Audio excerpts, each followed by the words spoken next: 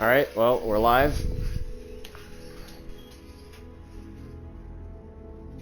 Alright, well, we're live.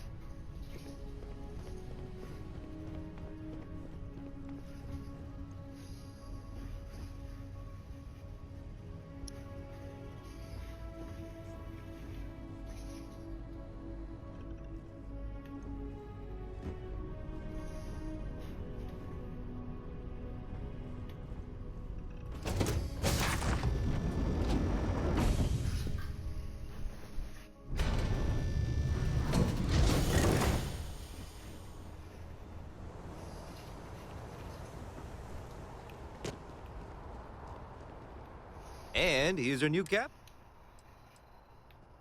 Okay, no problem.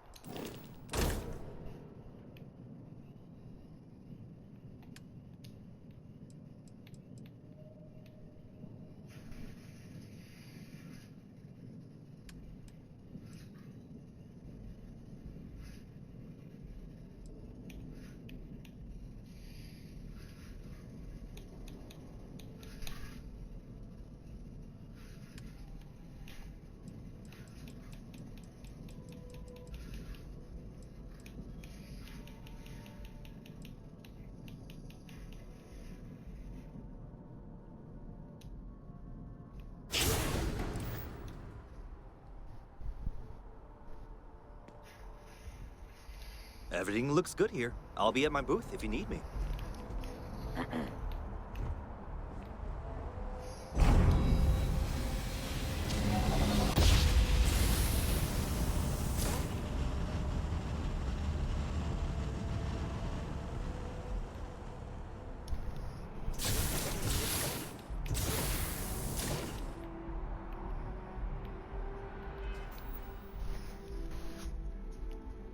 Alright, we got 20 seconds, dude. Hurry up. This shit is starting now.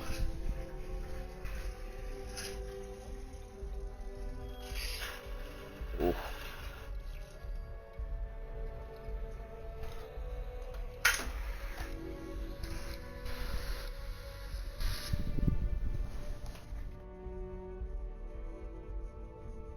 Alright, we're getting right into it.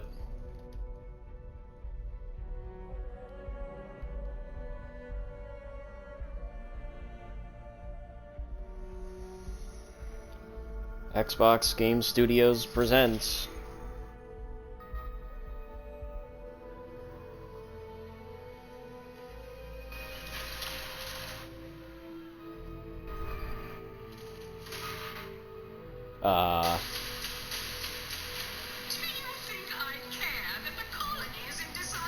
what the hell? Is this Outer Worlds 2?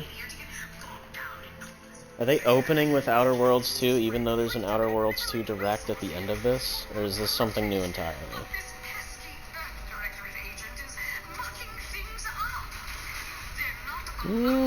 This seems like something new entirely.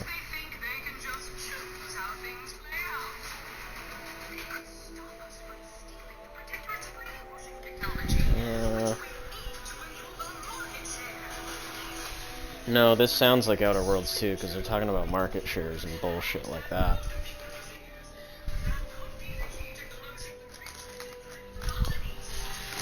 Really gonna open with this?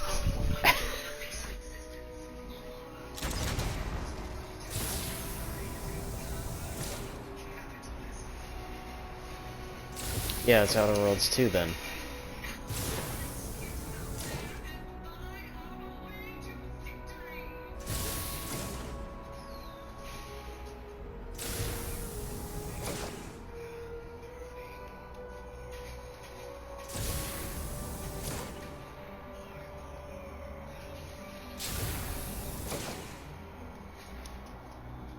I mean, it looks like the gameplay's better, but boy, did the narrative not get any better.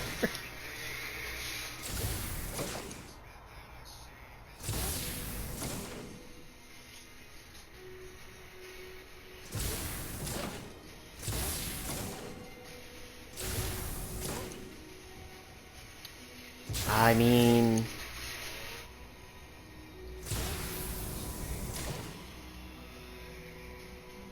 just looks like more Outer Worlds, which isn't really a good thing.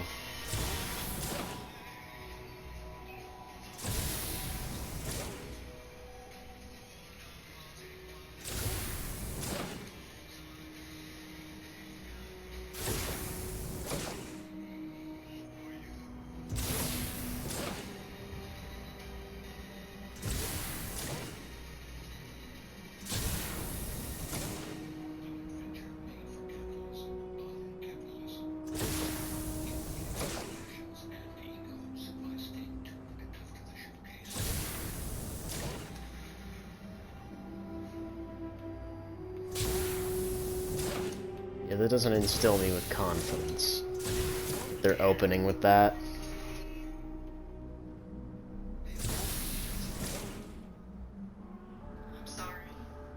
What the fuck is this? Been so depressed lately. What the fuck? Is this High on Life 2? Really moving now.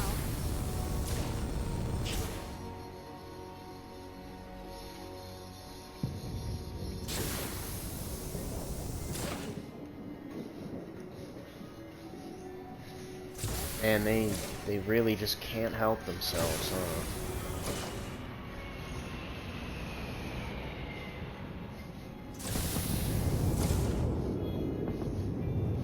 I'm shocked we're even gonna make this after all the Justin Roiland shit. Didn't he leave the company? Like, who actually has any faith in this?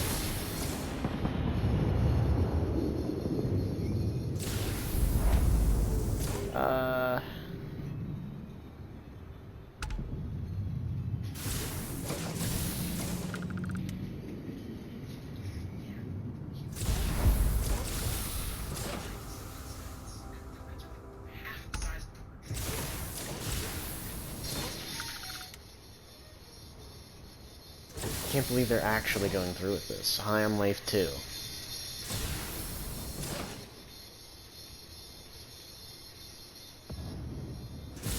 Huh.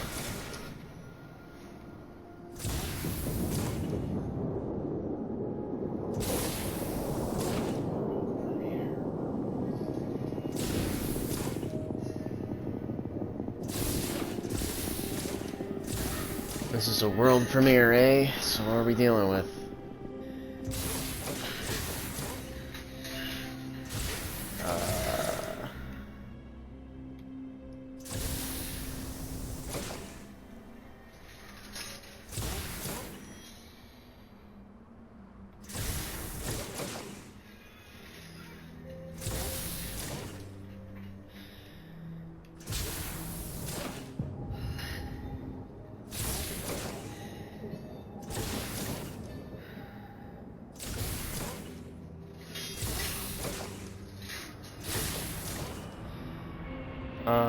What is this?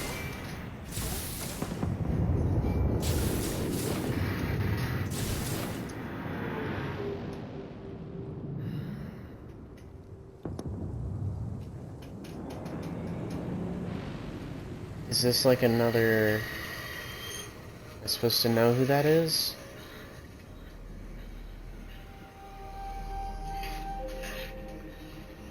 I mean, they said world premiere like this is a brand new thing.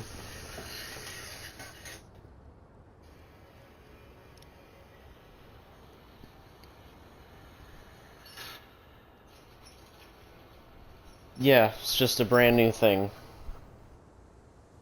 Oh! No, it's not. It's a Plague Tale. What the fuck? See, I guess that game has just moved so far that I just have not kept up with it, that it looks so different now compared to what I originally saw of it. And what the fuck is this? Just, are we doing an ad already?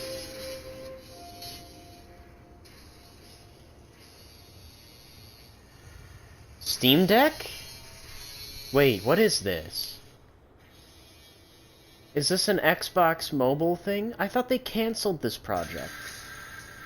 No way! I thought they scrapped the plans for the handheld. Really?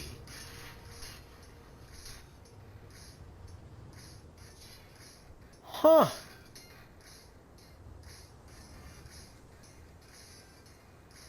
Interesting.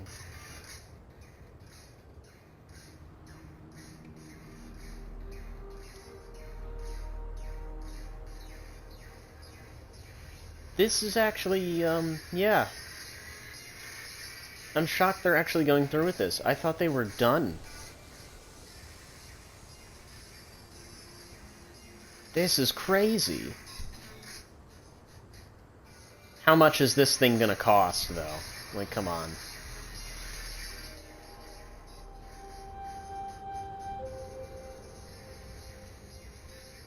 This is an Xbox. Xbox Ally X, and then a regular Xbox Ally. Okay. That's not a bad reveal. That's pretty good. That's pretty good.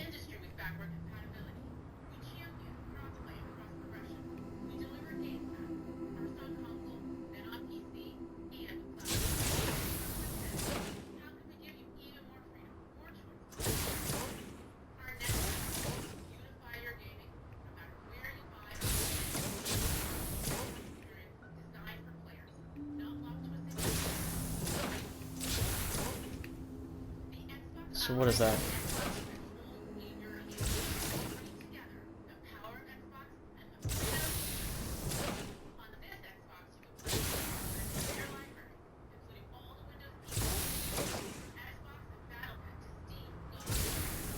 Okay.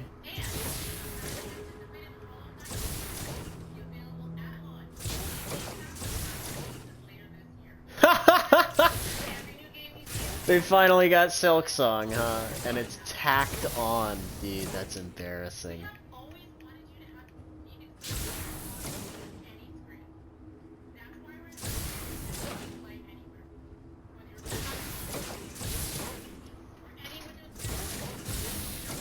What?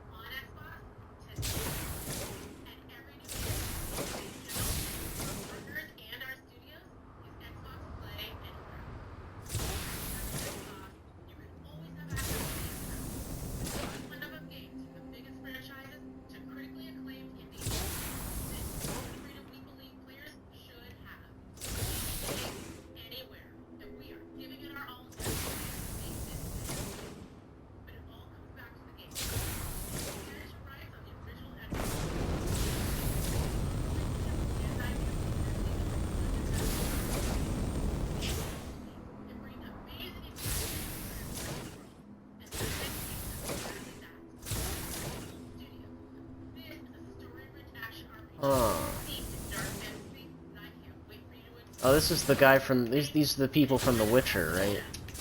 Or one of the ex-Witcher devs that's making this.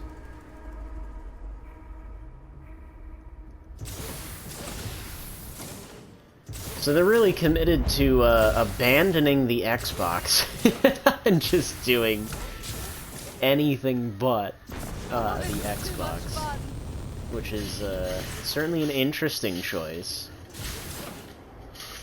Okay, this game looks crazy.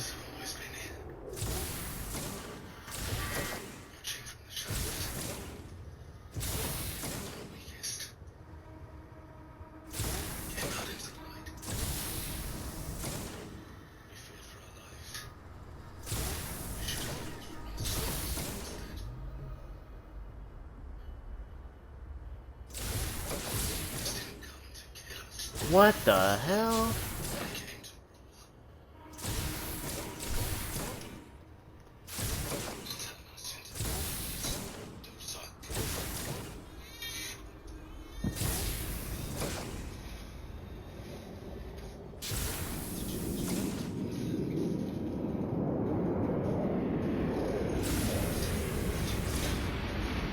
So this is Blade, but white.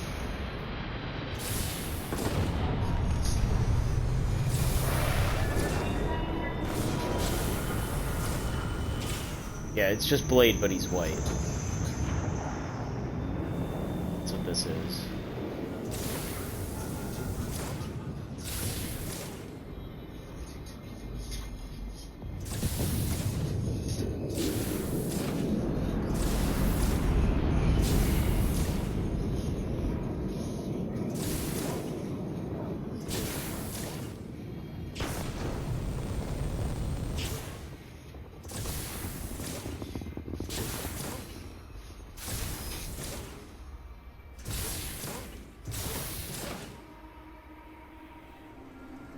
Oh, did my game crash?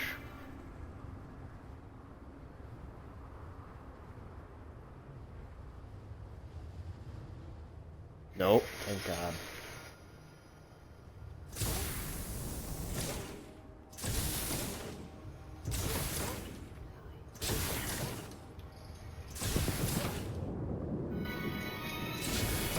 Another world premiere, looks like some cutesy fartsy game, who cares? Wait, Mario? What? Super Meat Boy? Are we dead ass right now? Interesting.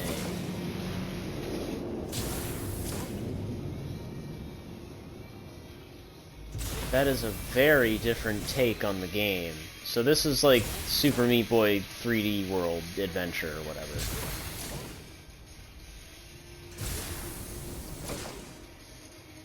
I mean, yeah, that's cool. That's definitely an interesting place to take it.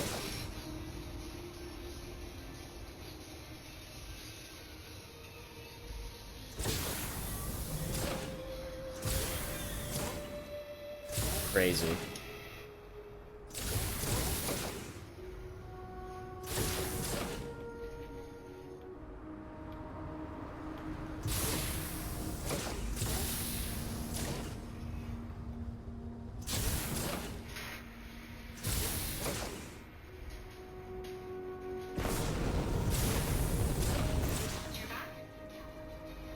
Team Ninja.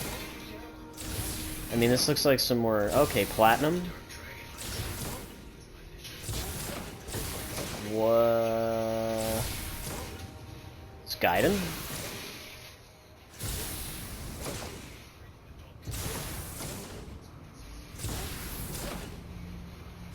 Huh.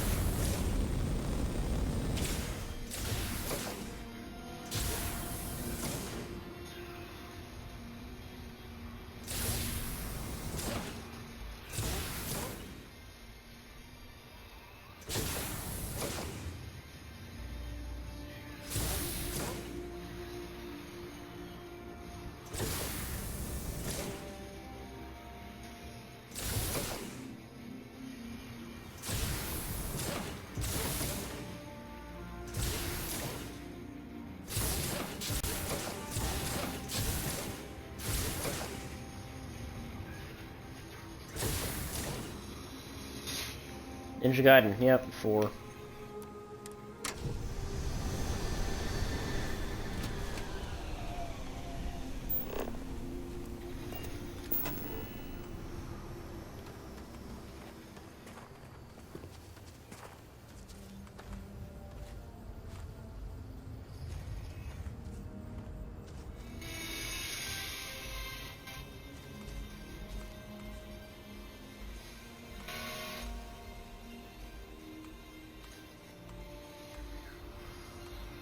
Indiana Jones again? Really?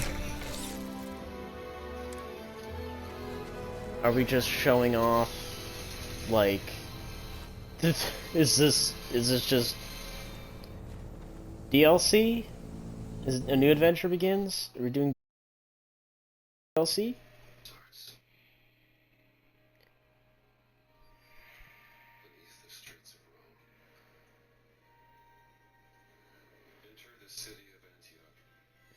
Well, my game exploded the second I put that outpost down.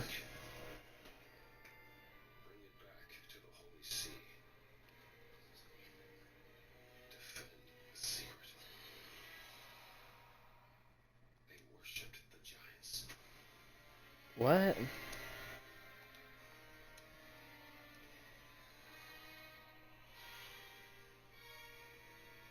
The Order of Giants.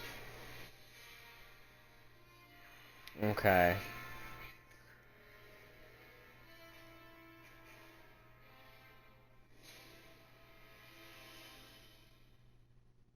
So it's getting a proper DLC. It's interesting.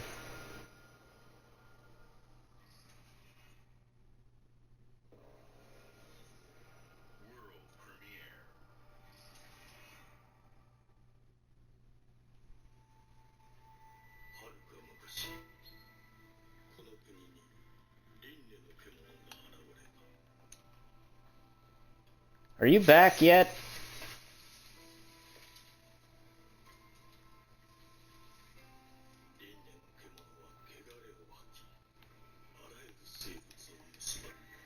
What the fuck is this? Game Freak? What?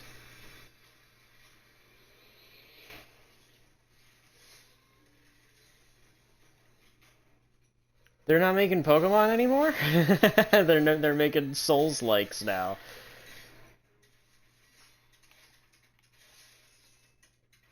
Ah, and the sound broke in this game again. God damn it.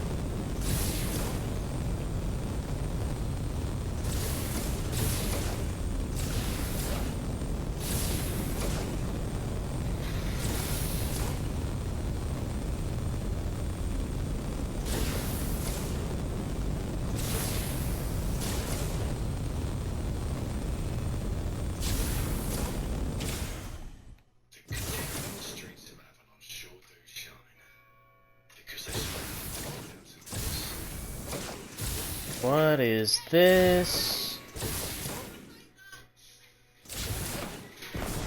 1895, huh? This looks like a BioShock. Woo! In Exile Entertainment. Never heard of them.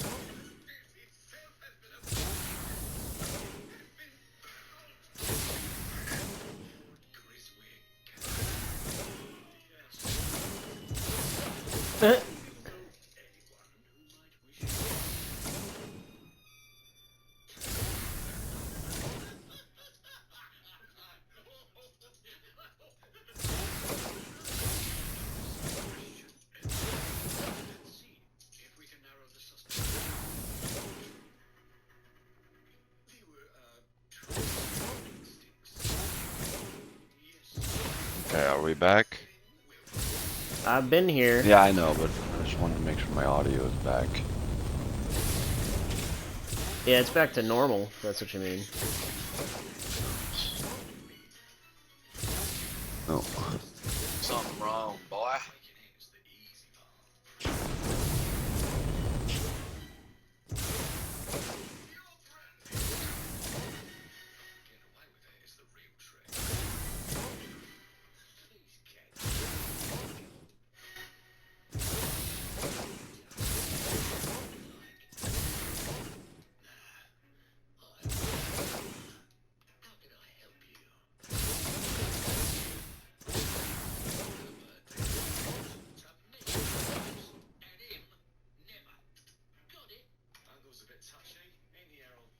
Alright, so,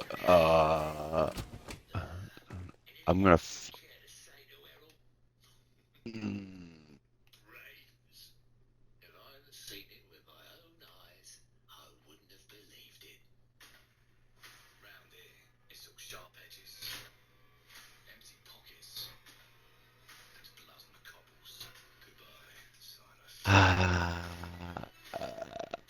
it's time I get my production manager back. I don't even have my cable ready in case the backup batteries don't want to be recharged. Wonderful. That's neat. Isn't that neat?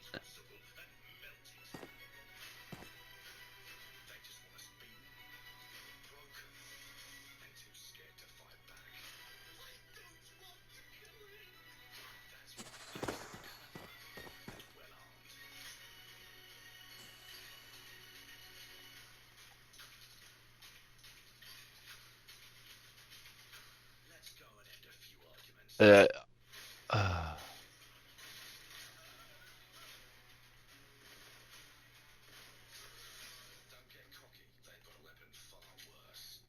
This is a long-ass trailer. Like, this has gone on for a couple minutes now.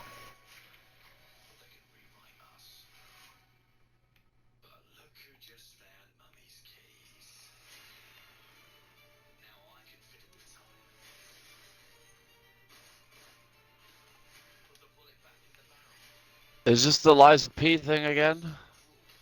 No, this is something else entirely. Really? Yeah. I literally just caught a wood boy, and that did not sound right. I'm very sorry. That did not sound right at all. No, No. it's an entirely I caught a different. glimpse at a wooden person, and I immediately thought Liza P. No, this is something else. You know, it's Xbox. I just expected them to. It's just in their nature to be late to things.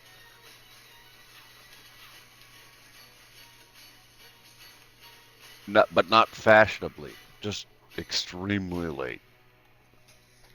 Clockwork Revolution. Coming in due time. So you don't even have an actual fucking release date yet, but you've got a 30-minute long trailer. Okay. But it has gameplay. Oh, look who it is. Yeah, it does have gameplay, you're right. Matt Booty! Oh boy, Black Ops 6, the biggest failure. Oh, Doom the Dark Ages, another failure. And Avowed, another failure. I don't know where I am.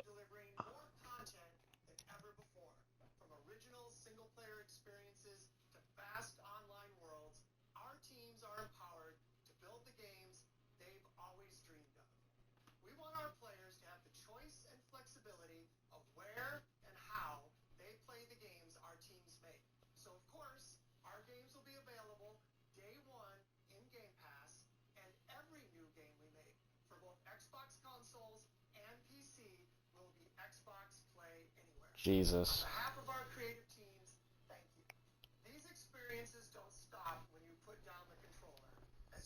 Oh, because that was a Clockwork game. I'm so far behind you, by the way.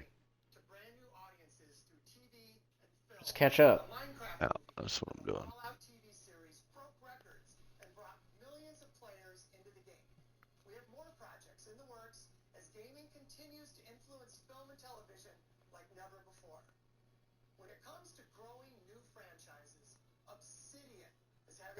What channel are you watching it on? The SGF or the game? Oh, I'm watching it on the Game Awards. Mm-hmm.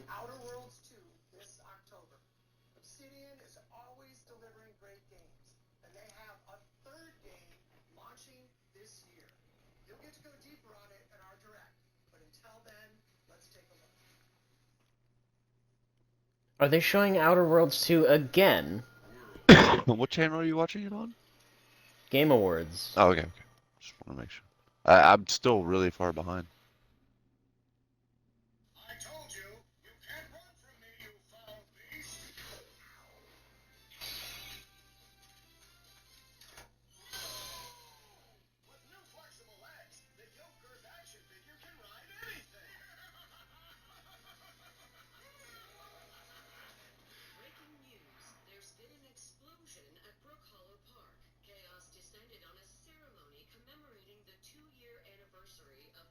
The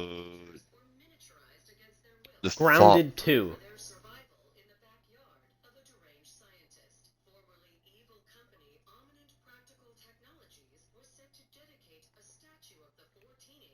I'm.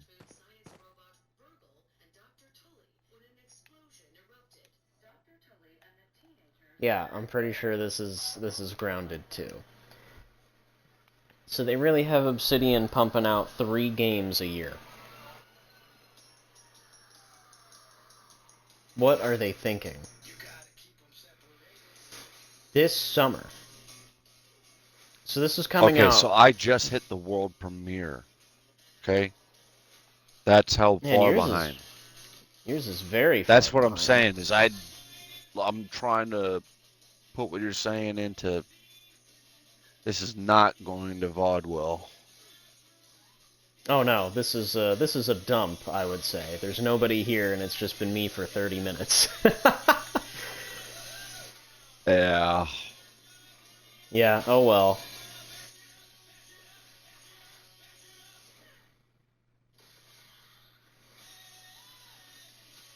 This is. Was Grounded always like this? July 29th. That's pretty soon. Like what? Because I'm like just started the trailer. Right. I want to Why know is what to look yours for. so far behind? I don't know. You hit the live one, right? Yes. Yes. Yes. Interesting. I've refreshed many times. I don't have ads.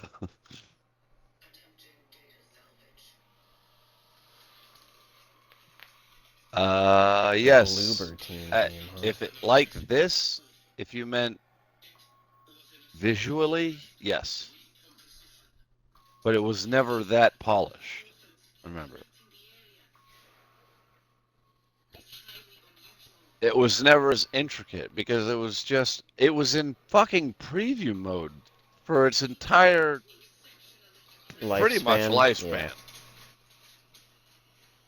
So I What the wouldn't. fuck is I'm not this? opposed to Grounded 2. I think it was a fun game, but it could be better, and this might just be the I'm better opposed version. to it just because we're stretching Obsidian way too far. Well, they've we know already. they've made Avowed, they have good. Grounded 2, and they have... Well, it's not that Avowed is not good. It's that Avowed didn't sell well. Because it had zero fucking marketing. And it's also a Game Pass Day 1 game. No one's going to spend money on it. And beyond that, they're hyping up Outer Worlds 2 like it's actually going to be... It really wasn't. I mean, it was dull-ish, but it wasn't, like, Did you offensive. beat the game? What, Avowed? Yeah. Yes. Oh, and you didn't find it dull? Wow. No. I thought it was fine. I thought it was a perfectly fine game. I don't know what everyone was complaining about. But you're going to play it again? Probably not. That's the thing. It was not meant to be a one playthrough game. Is this ESO? It's ESO. What the fuck is with the music choices? What are we doing? What did they open it up with a big, like, giant gong? See, I was thinking Chronos, because I'm back on the What the Chronos trail. fuck? So Chronos has nothing to do with ESO. I don't understand what the fucking...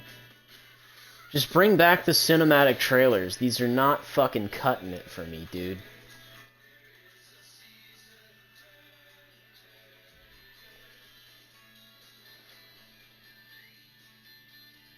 This is like...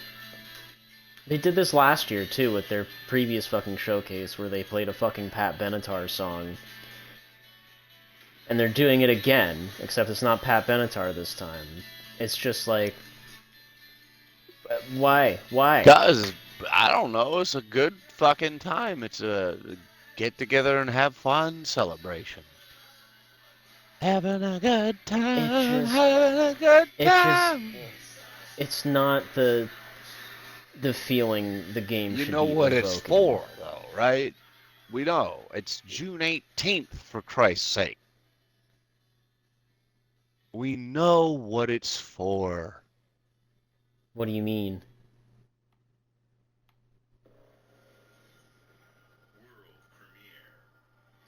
I don't understand. What are you talking about?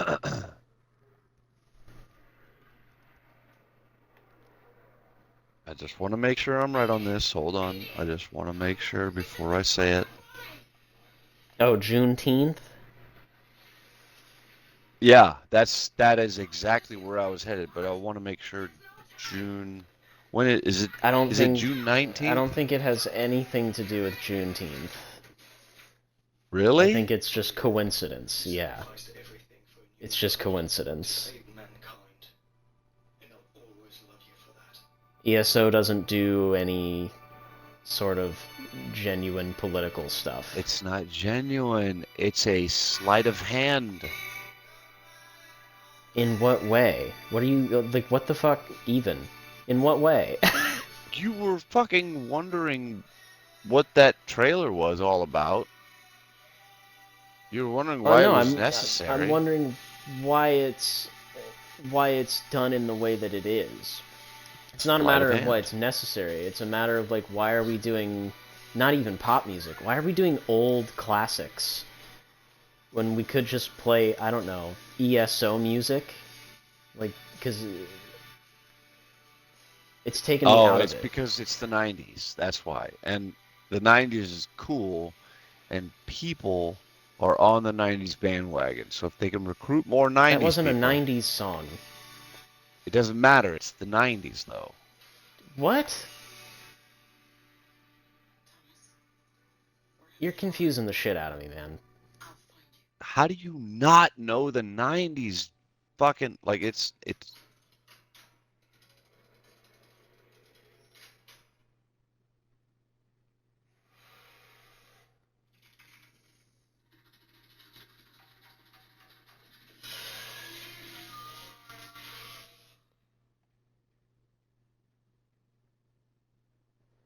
Game in collaboration with, what the fuck does that say? I couldn't even read that. Okay, so the whole thing behind it's the 90s is like, it was back in the day, like exactly what I said. The Xbox chat. Where calling somebody gay wasn't offensive, you know? What does that have to do with ESO? The fact that it's 2025 and yes, there are agendas and that they have to keep up with a new player base and recruiting, and that they're going to try to reach demographics that aren't necessarily the ones that are going to go into Tamriel and listen to chill music, except for the random people that pass by blaring, you know, I mean, I guess, yeah, I soil. understand. It's the same reason Star Wars has abandoned Star Wars music, that we're just trying to gain as many people as possible by putting on music people will recognize rather than the actual franchise music. It's all analytics, man. They're probably running it through just AI at this point, and they're just trying to Yeah, figure out what unfortunately. the most common denominator is, and boom.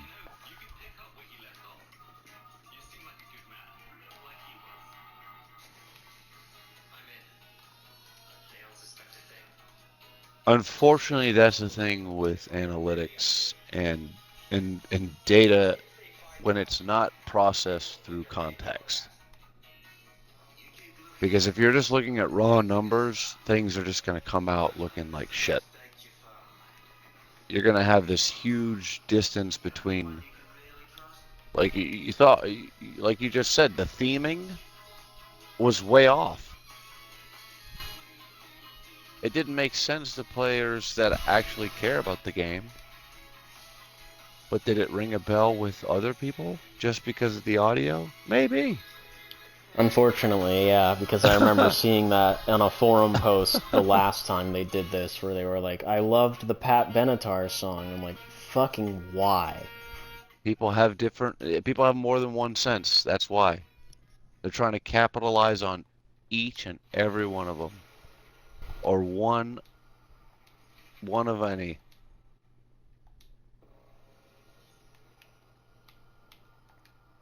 Are we really getting this? All 9?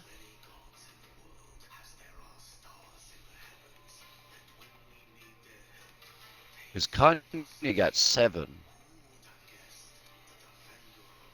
Yes.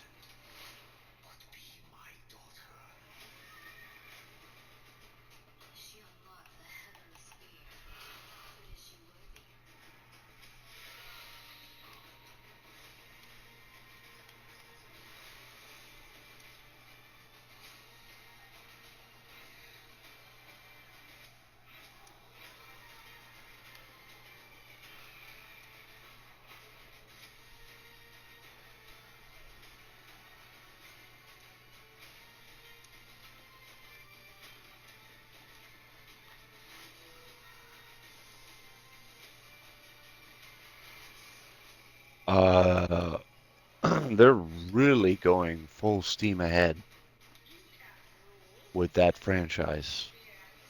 Which one? Age. Oh yeah, Age Mythology, I see that, yeah.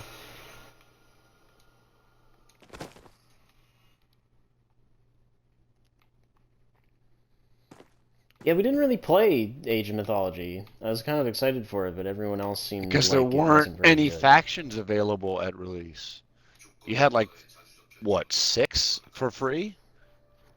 Hmm. It was very, very small. And remember, the difficulty was like 2, 2, and 2. So it was like easy. You only had really 2 onboarding classes Is to this a choose from. fucking K-pop game? Oh boy.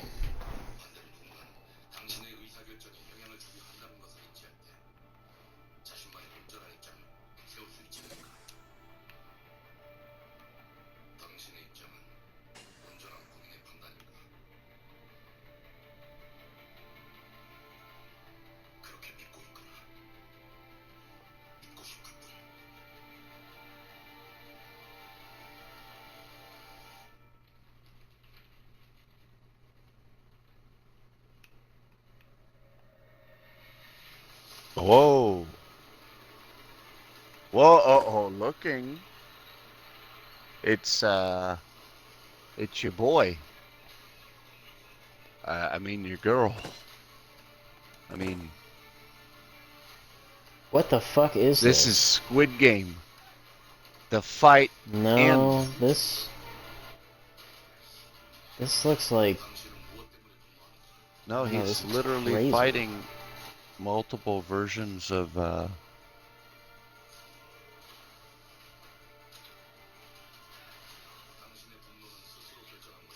was his player number?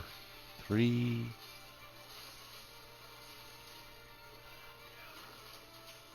346? What was his player number? Oh, I don't remember. 259.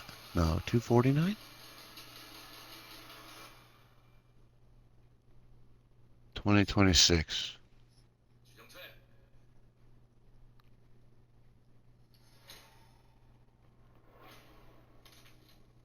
World premiere.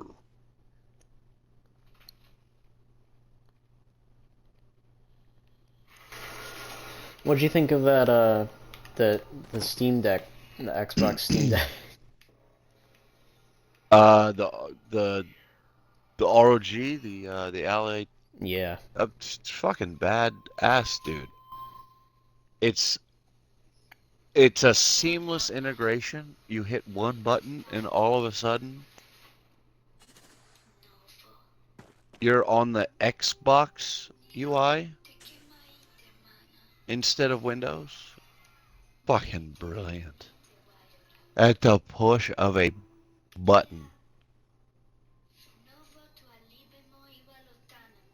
That's the future, man. It's all cloud gaming.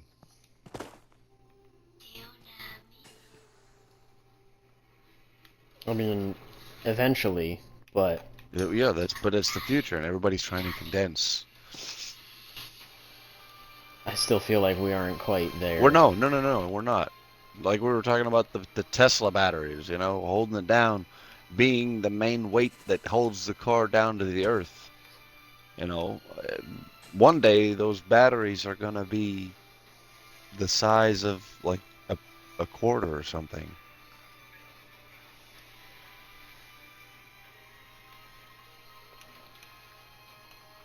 And instead of playing this handheld, we'll be in the game. It's not VR anymore. We are way past augmented reality. It is now reality. We've been inserted player number one style.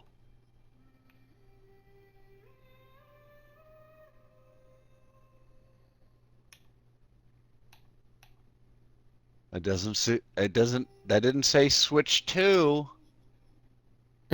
That did not say.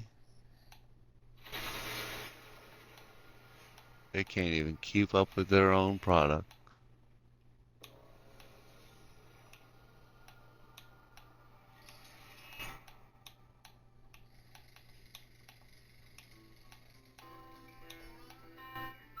Oh, God. Won't you crawl out through the nuclear waste water?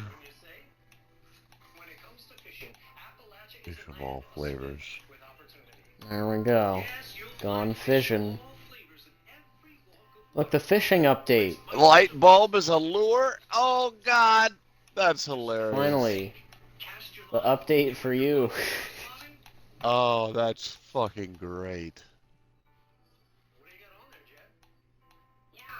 Look at that. Worms! Mutant ass fucking fish. Worms!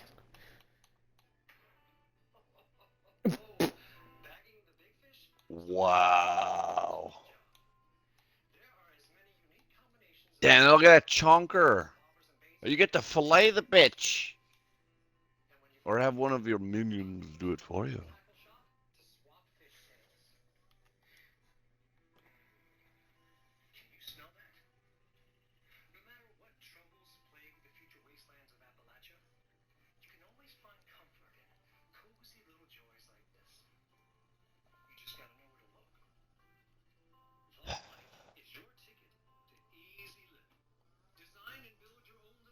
Dude, they're like pushing the boundaries of like trying to promote like voluntary home confinement at this point. Like, why are we updating Fallout? Why? Why are we update? What's the point?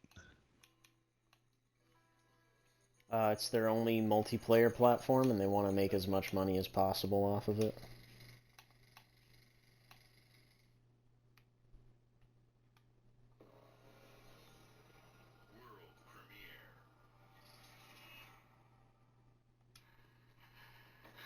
But here's the problem. Is that their skills are much clearly better put to use. Making cinematic fucking gold like we see there, where you've got the guy cooking his mutant fish like it's a real shot. This is a like the scene is set. It's a black and white shot. You know you had the old guy sitting there whittling away on wood. Like that's production value, man. Like that actually took work to put together. The game is shit. The show was great. Mm, I don't think it Sorry, was. they fucking got everything mixed up. They're better off making cinema than games. Their storytelling is better than their game making abilities. I don't even agree with that. Well, I do. I don't think their storytelling is very good at all. I was much happier after watching the show than I was playing the game. I'll tell you that much. I had the opposite effect. I played through the game. I said, thank God that was over. Watched the show. Said, I can't wait for more.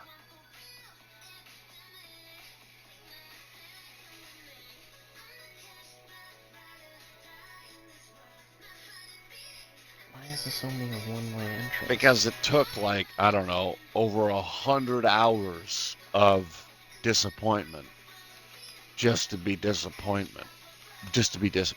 And with the show, it was only just like a few hours. So it was like I didn't have to waste as much time to get to the disappointment.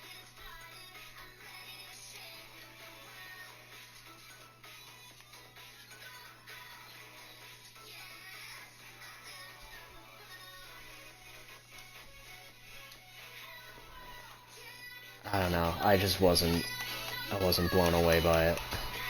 I didn't think it was very good. I think it spat in the face of a lot of what the franchise was. Kind of kept going in the same direction of flanderizing everything that came before it. What is going on? I'll give you something on that one because you said the word was, and there was a point where Fallout was really, really good. The game. Like the franchise. Yeah. Yeah. And that's what I forgot because it was so muddled with this new shit that it's hard to, remember that they actually did make a good product at one point. So yes, it was really good up to, I would say, recently. Yeah, up until Like 4. 70 or Because 4 wasn't very good. 4 had the like the oil DLC and the, is that right, or was that 3? Oil DLC? It had Which like one is that? it was like the offshore.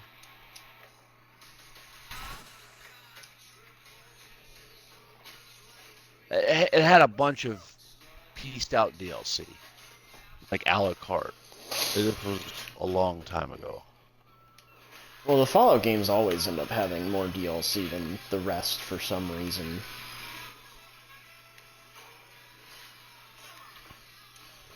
Not sure why. I think it was 4. I think it was because I remember building my base right there at the rocket, the diner, or the gas station, or wherever the fuck it was.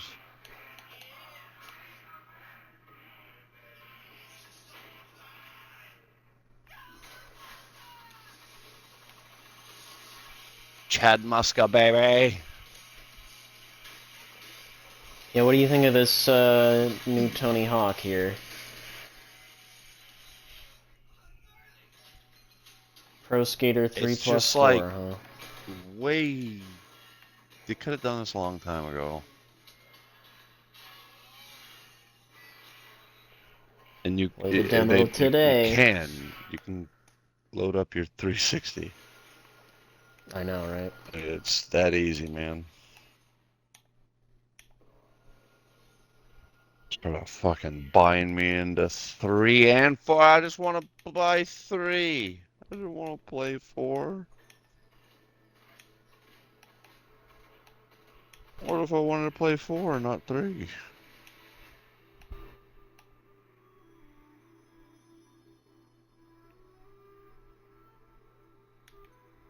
Surprised they didn't package deal 1, 2, 3, and 4, considering they put 1 and 2 together.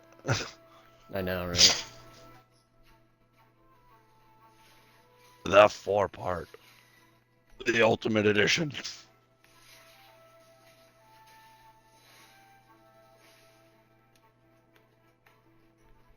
Confront your sister. Okay.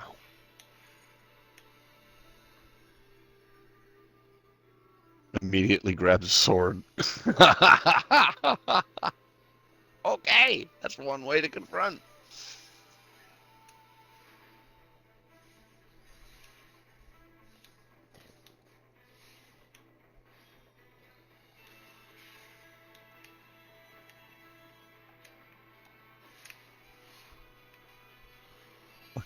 Jesus Christ. This is bad. This is bad. You can't even show this right.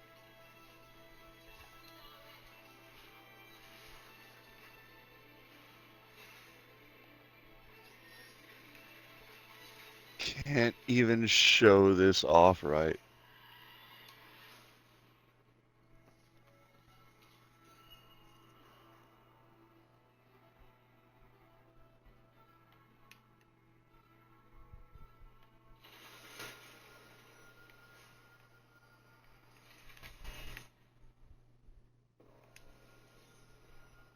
Oh. No thanks.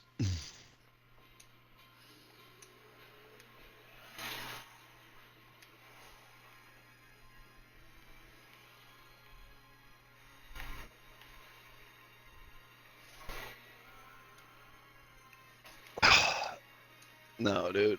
Like, think about how many fucking kids, like current day children, are gonna fucking try to get in on this. What, Gears of War? It's just not cool anymore. What do you mean? You can't hop on the bandwagon now. As a What are you talking about? as a 15-year-old kid, I'm sorry, there's no relation. You can't hop into Gears and play a game with me and expect there to be any. No, sorry. Why can't they just kill it? Let it die. Let it die. Let it shrivel up and die. I mean, just let us have something, man. Can't we just have our own shit? Like that belonged to us. And it's gonna I mean, I play don't like see a shit. reason why... I don't see a reason why it can't come back.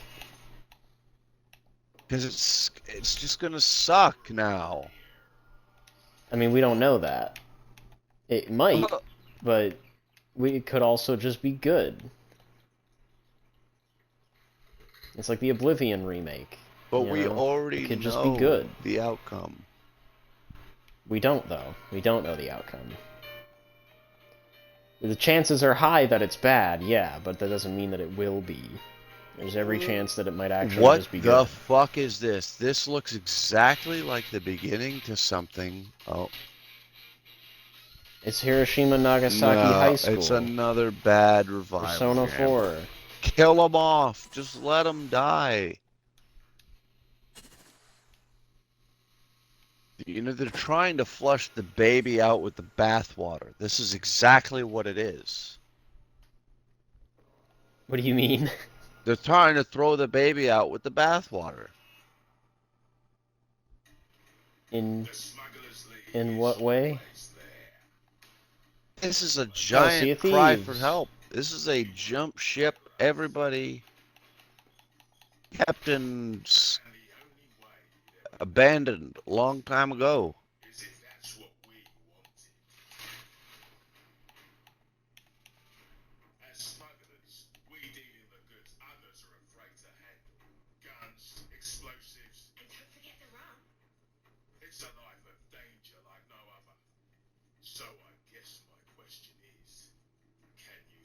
Can you tell me which one of these games we've seen so far that anybody with a life can play?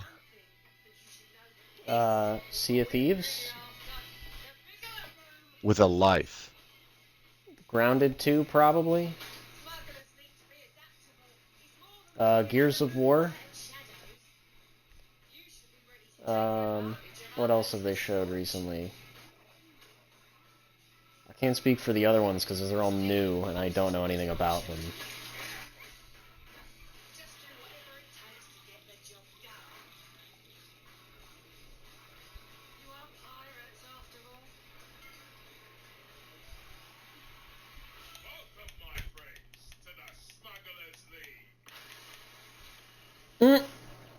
Smuggler's Side.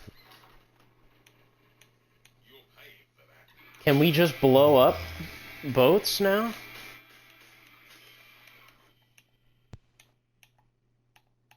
Where the fuck would that? What if somebody's on it? Where would it put them? So immediately put them on the World other fucking premiere? Wait, what? GTA The 6. fuck was that? I mean 7. Oh, yep, GTA 7. Yep, confirmed. What the hell? Pay up, baby. Oh no. Well, this is your fun. Oh shit!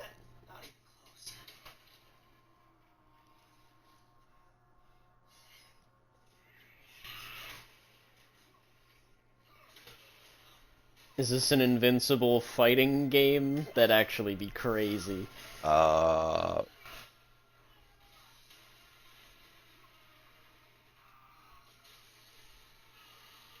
yeah, that's a lot of damage.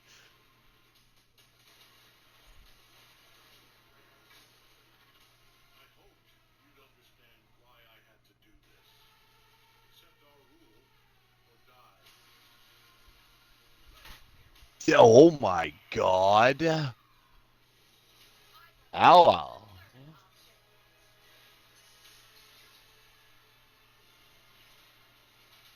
It's a fighting game, then it has to be. What did you see?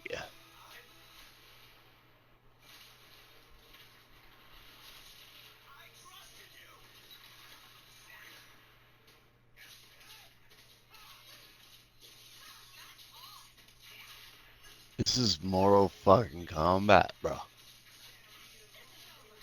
I will definitely be using her though. 3v3. Count me out, bro. I'm tapping out. What? None of this shit. Interesting. Oh, this looks pretty clean. She's the only thing that does.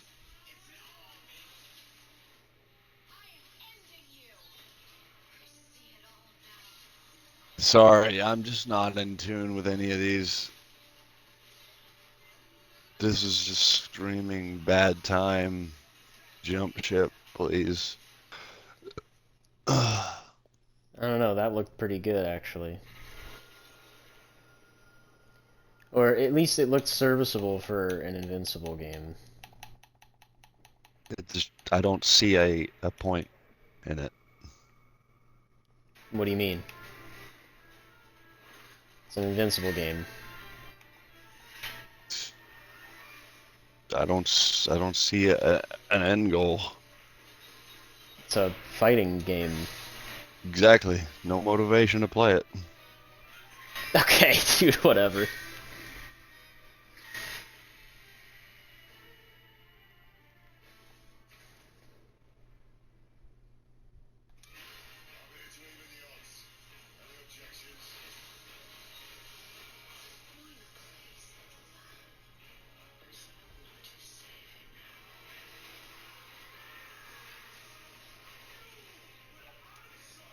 Like, all of these games would be fine if we could just put them on gaming cabinets and arcade cabinets and bring arcades back. This would be fine. But I'm not going to button mash on a fucking controller and a keyboard, bro. That's just not how it is. I mean, you can buy a stick. I get it. I have all of that, but it's the premise. Like, these were all games that were meant to be played together in person, not over the internet. I mean, yeah. Like, that's what I'm saying. Is that this I would much rather prefer. I would much rather play these in a cabinet style, like not a couch co-op, but you know what I mean.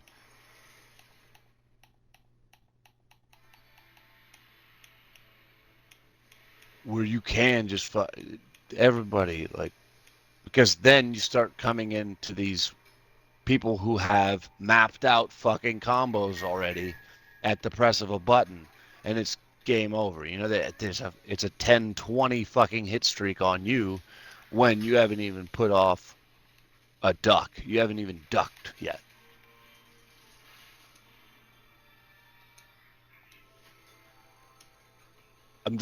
I'm looking at all the cheaters and I'm thinking they're gonna fuck it up. I mean, that's any game. Yeah, but not it's any game with cheaters. Not an arcade cabinet. No, I suppose not. That's why I want it. That's why I would rather see these games come to life in my new arcade. I gotta find a property to buy this shit though. It's gonna happen.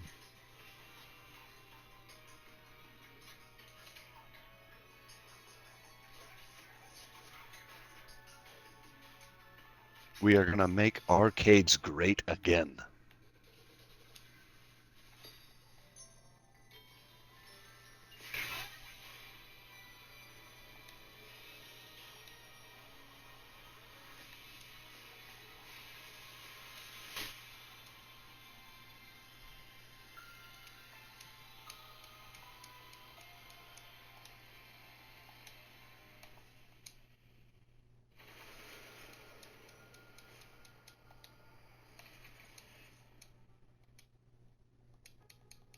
Games like Psychonauts 2 showed how Double Fine excels at creating unique and innovative experiences, and Keeper is no exception. Looking ahead, next year marks 25 years of Xbox.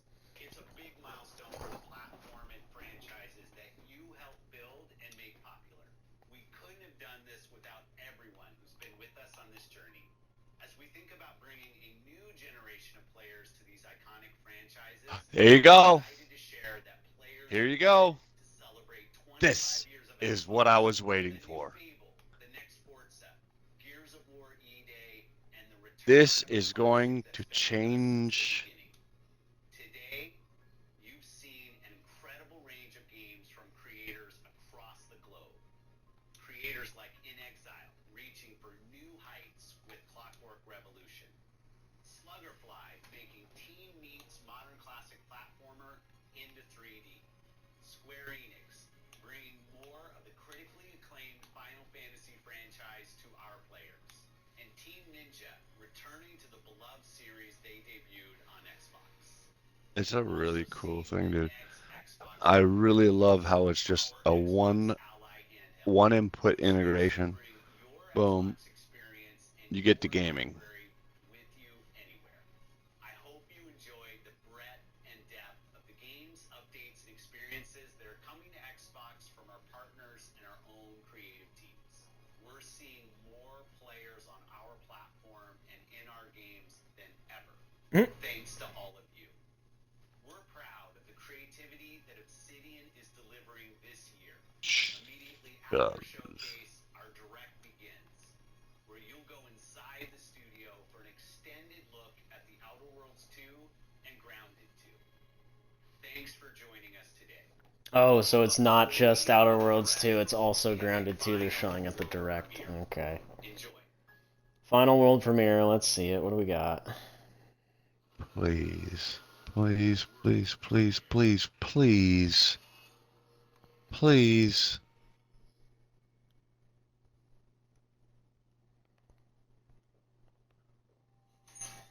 Welcome to the guild. We have been expecting you. Please, follow me. The fuck is this? You know us as a global tech leader. Our software, our systems, combined with our skilled team, is designed to save lives. Your years of service have shown you the importance of our work. Here, you'll witness the global scope of that mission in action. Let me introduce you to our esteemed visionary.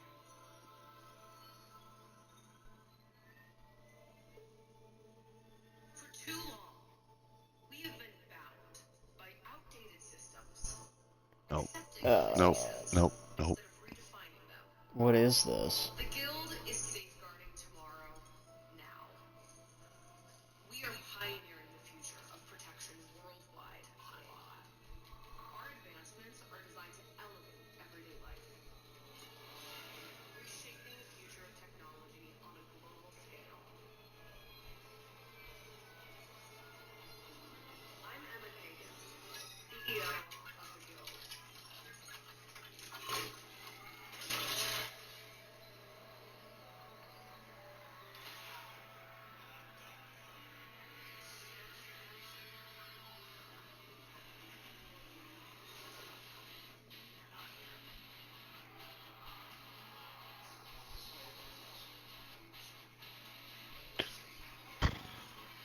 Nope.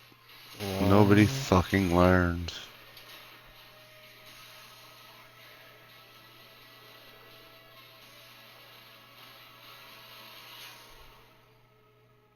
You gotta play this game, man. It's fucking fantastic.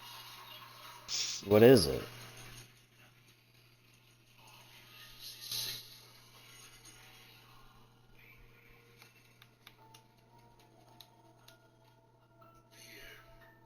It's a powerful thing.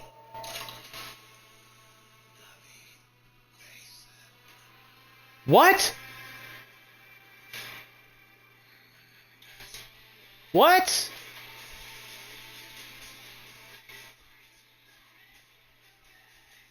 What?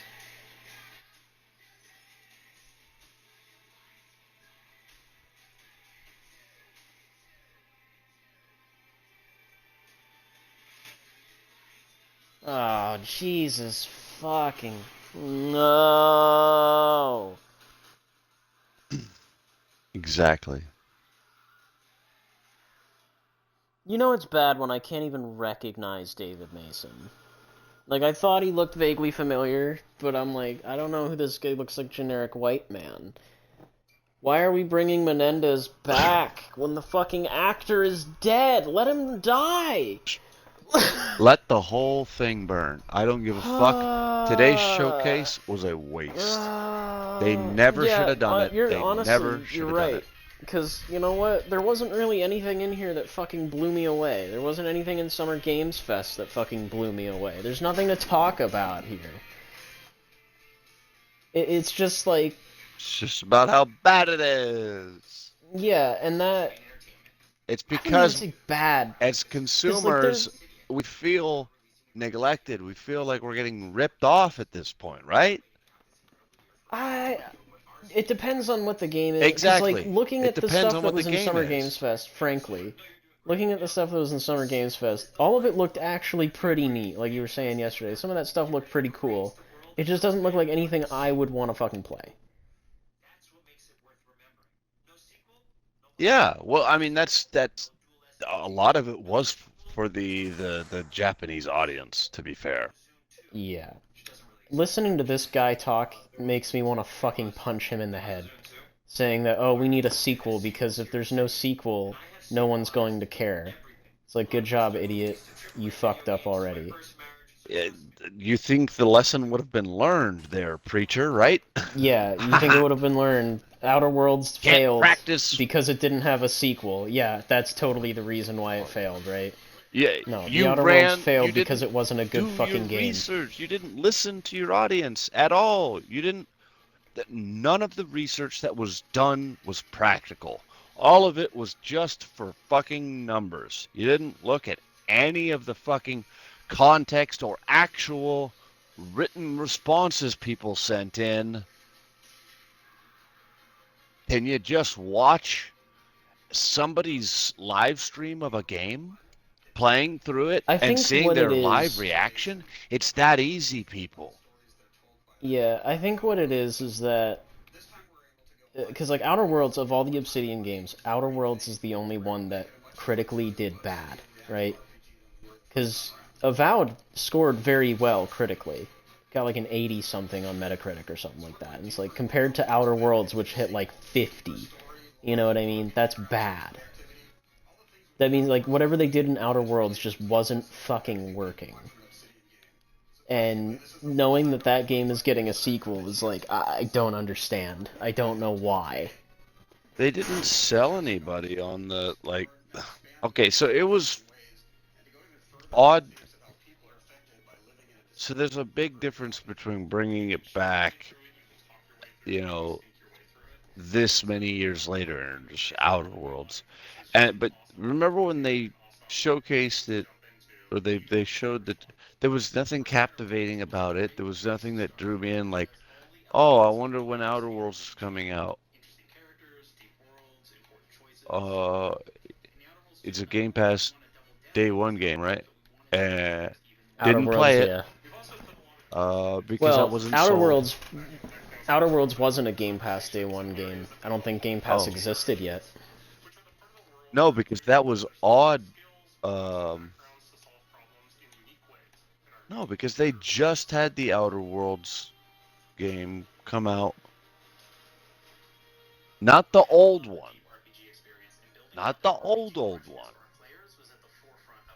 Hold on, let me. What old? There's only one. Hold on. I'm thinking. I'm thinking.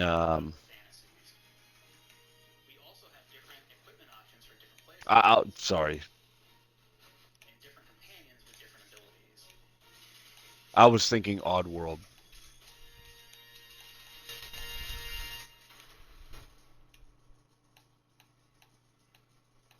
In the first Outer Worlds, you start off as the Stranger, which was basically a blank slate to build on top of with various attribute points that would begin to define your personal experience in the game. You can make any kind of character you want, but we've given you a role. That role is an Earth Directorate agent. You can think of them as kind of like space cowboys or space sky marshals. Yeah, so they learned a bit from the first Outer Worlds, at least, where it's like, yeah, maybe we should have our character actually be a character. Why you joined the Earth Directorate? There could have been a lot of different reasons, right? It could have been because you're an actual lawbringer and you want to go in there and spread law throughout the galaxy. It could be that you're a roustabout and you just had nothing better to do. After you pick your background, one of the really important choices you have next is choosing your traits. While we had attributes in the first Outer Worlds, we've leaned into traits And it comes out October 29th. So you've got a lot of competition there, as far as I know. I think there's another big game coming out on the 30th, which is going to keep everybody inside, called Arc Raiders. So players love the dumb option. Tell me, do you believe in science? Well, players love the dumb option. You know, players love when your character's just retarded.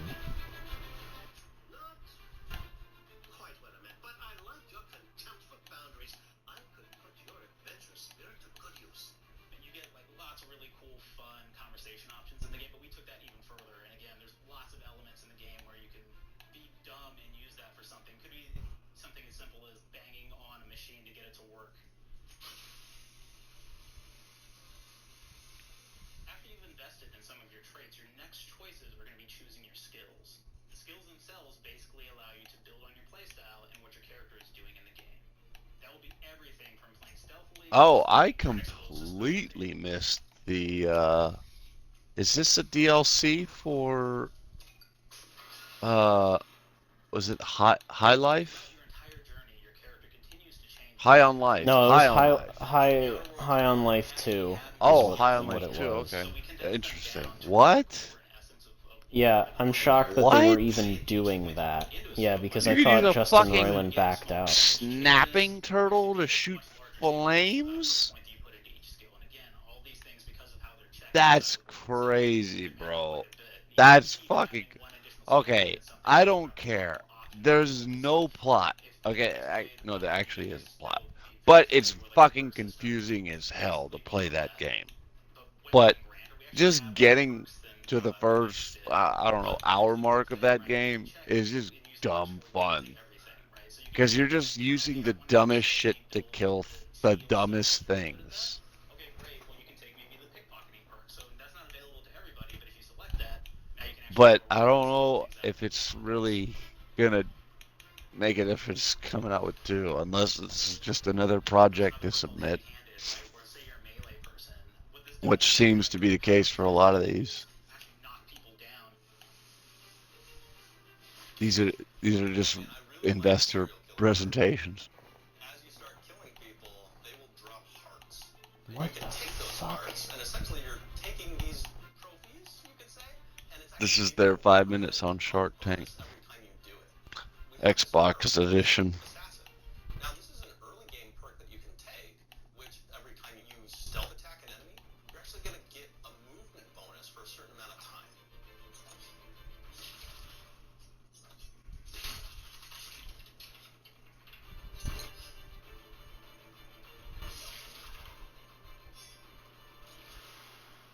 Flaws were a system that everybody loved from the first game, but we wanted to make it more personal to the player. We wanted it to really reflect how you were playing the game and give you a bonus that you actually wanted to really engage with. With the flaw system returning, we knew we needed to go bigger, better, and more real than ever before. So, we turned to the team. I told them, no bad ideas. Give me what you got. Okay, we need more flaws. We need them to be real. I want to put them in the game, so give me something. Inspiration. What's wrong with you? Oh, I have bad knees. You got bad knees. They hurt when you walk a lot? Yes. When you walk too much, they hurt? No cartilage. Sounds boring. Makes you sound like a boring person, but it's in the game. I feel it. It's a good flaw. What about you? I like to take small things sometimes. I hate So this. you're stealing. No, I'm taking. When do you give them back? I don't. Claire, you shouldn't be stealing. What do you think you shouldn't be stealing, Claire? Tiny crimes. Tiny crimes? Do you hear the second part, though? It's a crime. Well, You're stealing. Claire, that's wrong. You can't steal things, okay? But it's an amazing flaw, and I'm putting it in the game. But you're a bad person. And are you the one that took my stapler? you need it? Yeah. Give it back. Okay. Please. You, what do we got? Flaw. I like to stare at the sun. This is How long did you stare at the sun? this is fucking cringe. Lunch break. An hour? Oh, I want to get 30. You guys get an hour? Yeah, only an hour. Oh. Makes me feel energized. How many fingers will all up? 3. No. Anything else? We'll put it in the game. We'll put it in the game because I feel bad for you. Anything else? One of my favorite flaws is something called bad knees. That was cringe. Actually give you the option to take this flaw that'll make it so that you move faster throughout the game. But the problem is, anytime you stand up, your knees are going to make a loud popping noise that makes it so that, well, everyone around you is going to hear you. There's one called kleptomania.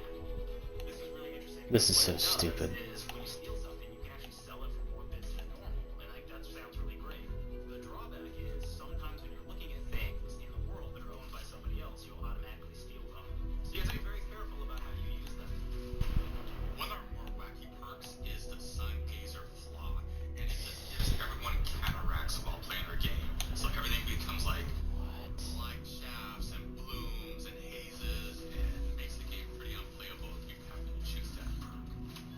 Yeah, that perk just makes the game unplayable. Wow, great. Great design. Holy shit, dude.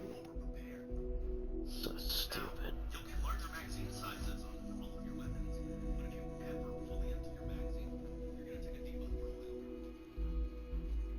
But we support options like being a gunslinger who wants to feed the destructive weapons, who wants to alpha strike their enemy before they know what hit them. We also allow for a lot of fun and experimental builds. You can be a mad scientist who utilizes gadgets and wacky science weapons and armors. Or even a psychopath who gains permanent bonuses to health by murdering their friends. Nothing shows the impact of these character build options better than, in my opinion, the bridge area, which has a quest you get early on in Paradise Island.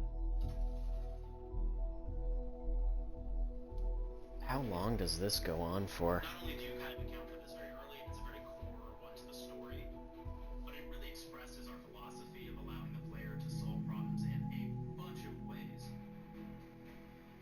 So you may solve it by, speech options. You may talk to them and maybe have to go do a quest for them and really kind of prove that you're a friend of the Protectorate to get by. I may have need of your help, stranger. If you are ready to seize an opportunity to show fealty to the Protectorate. You could go guns blazing, and you could just take everyone out inside the POI, lower the bridge stuff, and kind of get across. You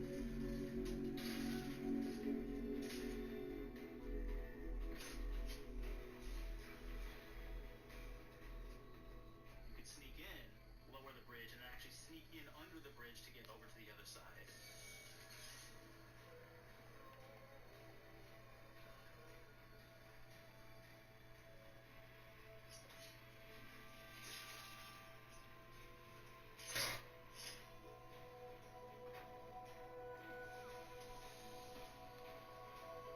You can bypass the bridge entirely if you found like certain gadgets, like the shield gadget that protects you from poison gas as you go across, or the double jump boots, which kind of allow you to jump across the chasm and get across that way.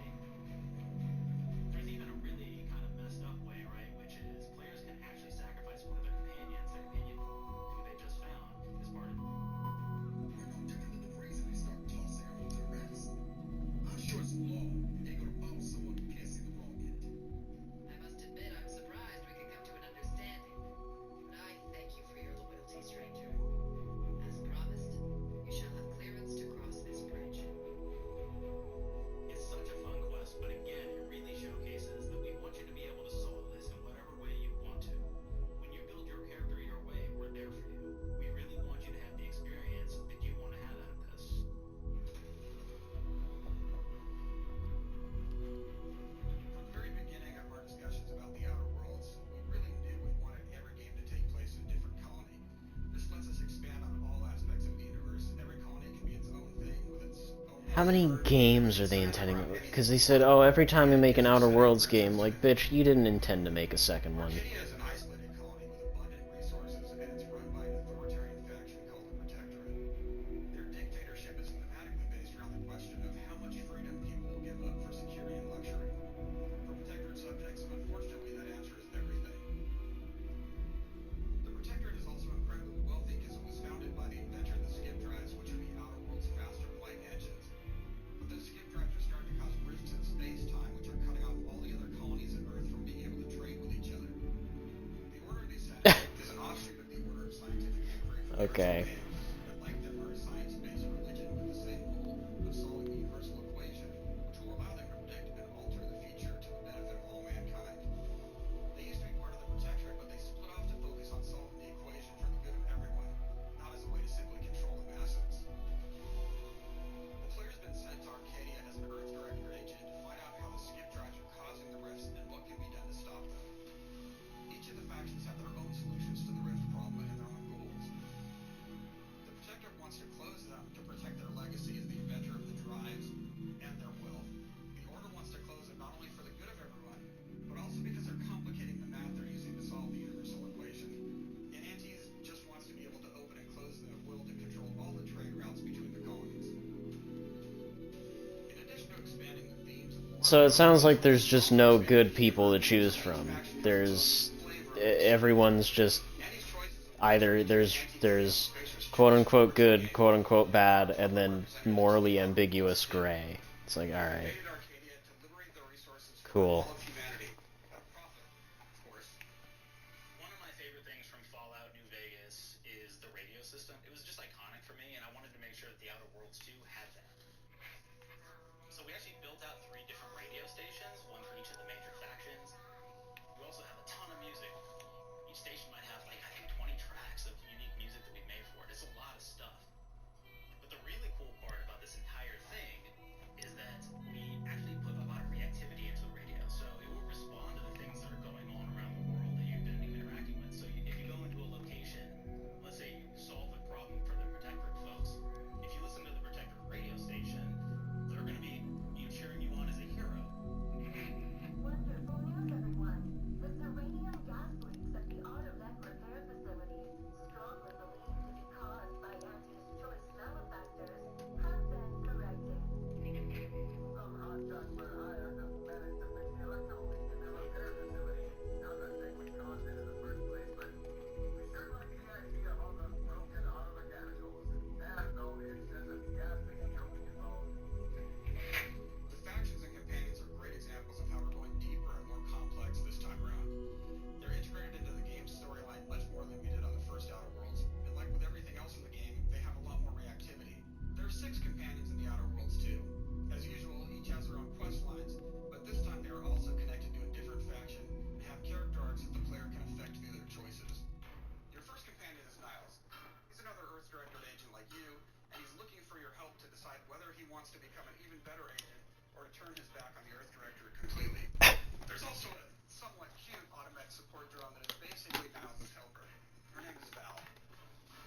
Marisol's part of the Order of the Ascendant, and she's an aging but still deadly assassin.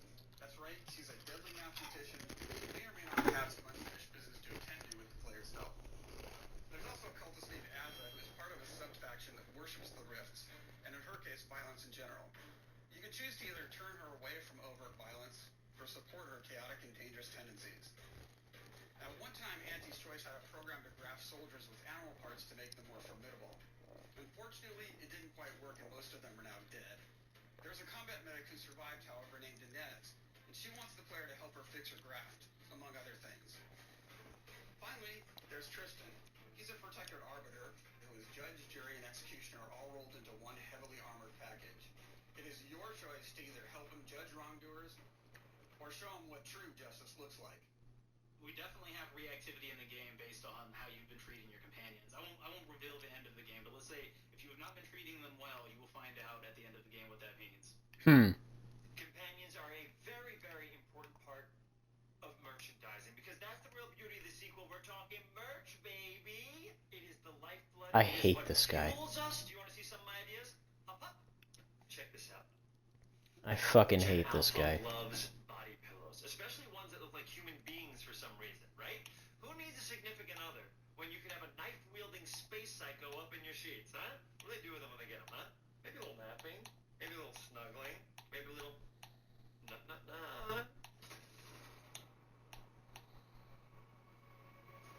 The visuals of the first Outer Worlds depicted a frontier colony in space. The Outer Worlds 2 is driven by an invasion of the Arcadia colony system by Auntie's Choice, which shifts the visuals to be more reminiscent of a World War I-like setting in space. That evolution is seen across all aspects of the game, starting with the factions. How do you militarize everything, including extreme capitalists or math-crazed scientists? In a World War I setting, war comes with propaganda. The Sovereign uses it to maintain control, Auntie's Choice uses it to help their bottom line. The Order just wants to show how it exists within the grand plan. We want players to feel like Arcadia is a living, breathing place scarred by a long-standing war. Fairfield, one of the first towns you encounter, was once under Protectorate control, but has recently been taken over by Auntie's Choice. They don't just occupy the town, they rebrand it with their signature style, repainting buildings, posting guards, and adding propaganda-based holograms between Auntie and the Moon Man. Showing the towns evolving after the invasion helps us push immersion for our players. One of our priorities in visually realizing the world of the Outer Worlds 2 was making sure everything is clear and recognizable from the player standpoint. We want to make sure each faction has a particular look and design. So when the player is running across these vast, different environments and landscapes, they're recognizing the motifs and visuals of who they're talking to, what they're going to be talking about, and how that progresses throughout the story. The first Outer Worlds was really about the player interfacing with corporations. And when we have that in the Outer Worlds 2, we really want to express not just the corporations, but how the player interacts with other facets of the world, like government entities or religious structures. And then we elaborate on those. With larger environments, we wanted to encourage exploration by improving player mobility across the board. Now you can run, slide, double jump, mantle and parkour your way through all of the nooks and crannies of these worlds. It really allows the player to just explore and have fun finding really cool stuff.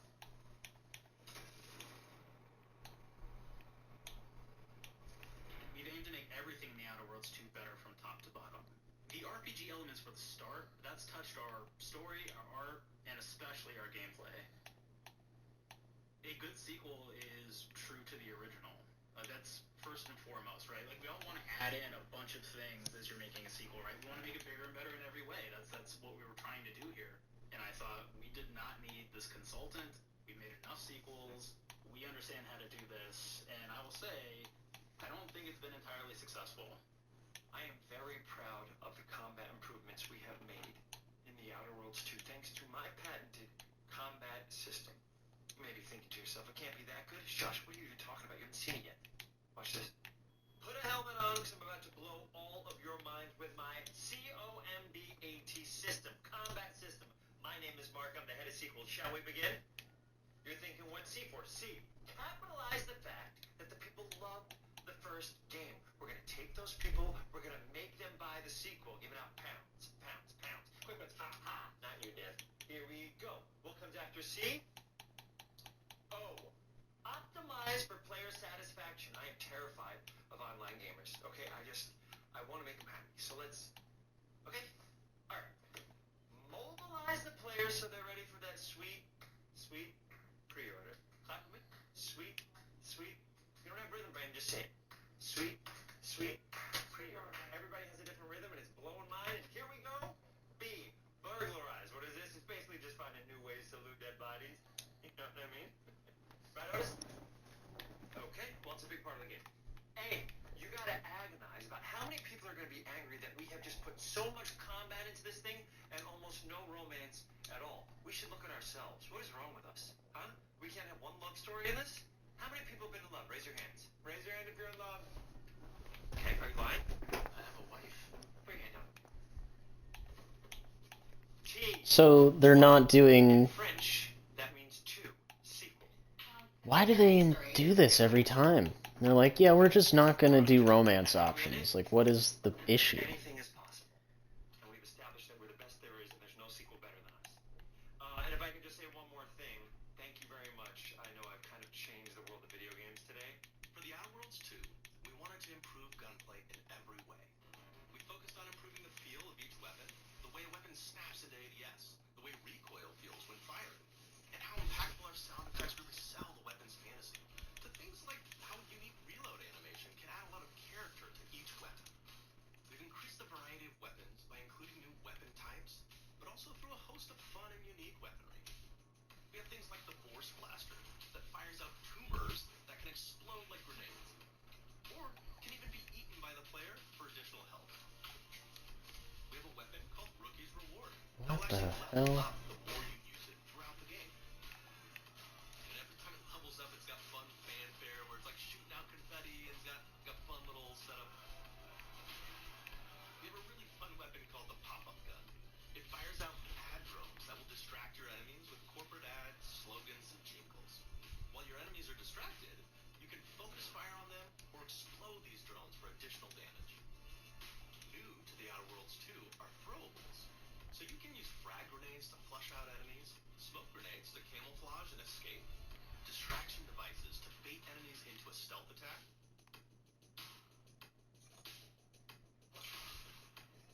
and even science grenades that will levitate enemies, allowing you to fire upon them while they float helplessly.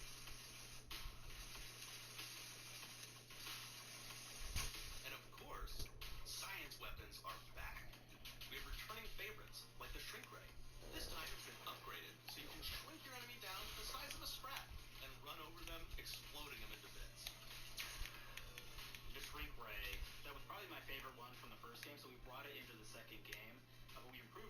So instead of shrinking your enemies for a short period of time and having them re-expand, this time they stay shrunk, and we actually added in the ability to step on them and kind of squish them and kick them, because we knew that that was the player fantasy. We knew that's what everybody wanted to do. They wanted to step on the enemies, they wanted to kick them. So we made sure to double down on that stuff. In addition to things like our returning favorites, we also have some really fun and unique new science weapons. One of them is called the Armageddon. This one's really cool because it actually shoots out these masses that are like these little arms that will stick to people or cover or all kinds of different things, and they will continue to just hit them until they get destroyed. And we have another one that's just super cool called the Spectrum Dance Saber. This is a melee weapon that actually lets you attack to a musical beat. And if you continue to do that, you'll actually get additional bonuses each hit you do. One of my personal So weapons this called game the just looks This is a big freaking gun. It uses just looks material harvested stupid. from wrist to shoot out a giant ball of energy, vaporizing everything in its path. Now, ammo's extremely rare for this weapon, but you can use it in just the right situation to devastating effects. Like another great one is Gary. If you wear Gary, he will lash out at your opponents as you're walking through combat. So we even have science armors, and we've really kind of shown off what we thought was really great for the player from a science perspective. We're all about letting people play the game their way. There are some players who prefer to be immersed in a first-person view, taking in all of the details. But there are others who really prefer to take the world in from a third-person perspective. Why not allow both? Well, now you can swap between the two, letting you enjoy Okay, so there's actual third person in the game now. Interesting. And it doesn't even look bad. What I really like about having the third-person mode is being able to see all the fun and unique armors and armor combinations and weapons that you can equip your player with. All of the actions that you could do in first person, so you're double jumping around, you get to see your character in that way, and you get to take in the world and see things in a different light.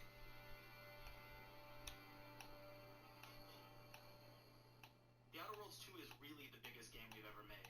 Bigger choices, more reactivity, more weapons, more things to find in each of the worlds the players can visit. The team has done incredible work bringing the Outer Worlds 2 to life. And we can't wait for you to play it. Even though we've always been a multi-project studio, this is going to be the first time we've ever released 3 games in 1 year. It feels amazing to do. We're so excited for more people to be playing our games. It is truly an exciting time here at Obsidian.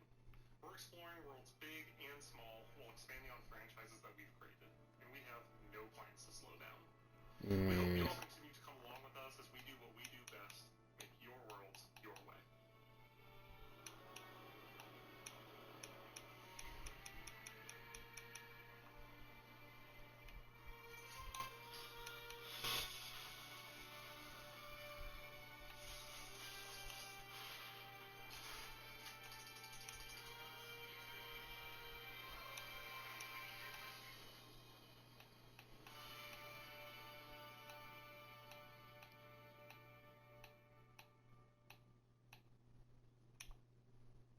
With the Outer Worlds 2, we're all about the best place to play, which is also the promise of Xbox.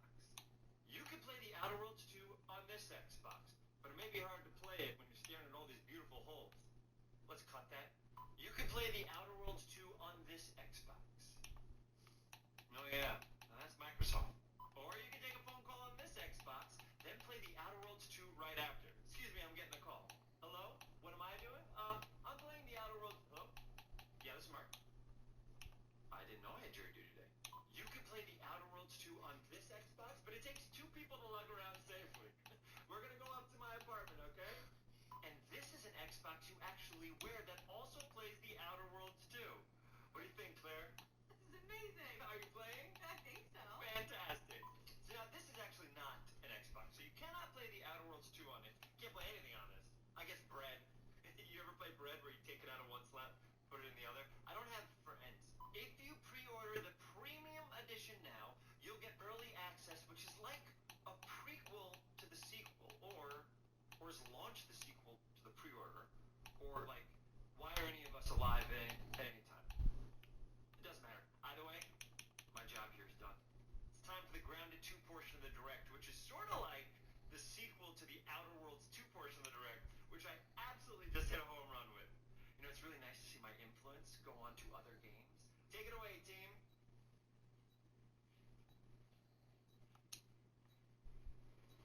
And big exit.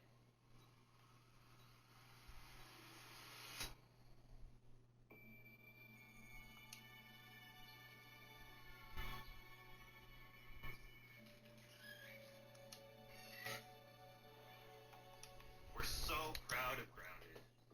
What started as a small passion project to make a quirky game where you're shrunk down to the size of an ant, trying to survive in a backyard, grew into something way bigger than we ever imagined.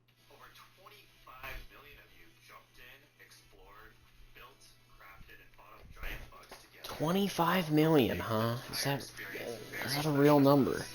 That's how many people played Grounded 1? And we're so excited to talk about it. I had to grease some palms to steal a bit of time from the direct to give you a deeper look. Oh my god, bro, this is going on forever. It's been how long now? The sequel, we have a chance to dream bigger. To achieve those dreams, we partnered with the amazing folks at Eidos Montreal.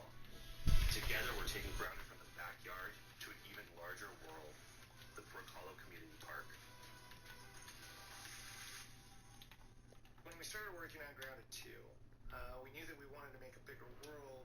Fortunately for us, Eidos Montreal became our main partner on developing Grounded 2.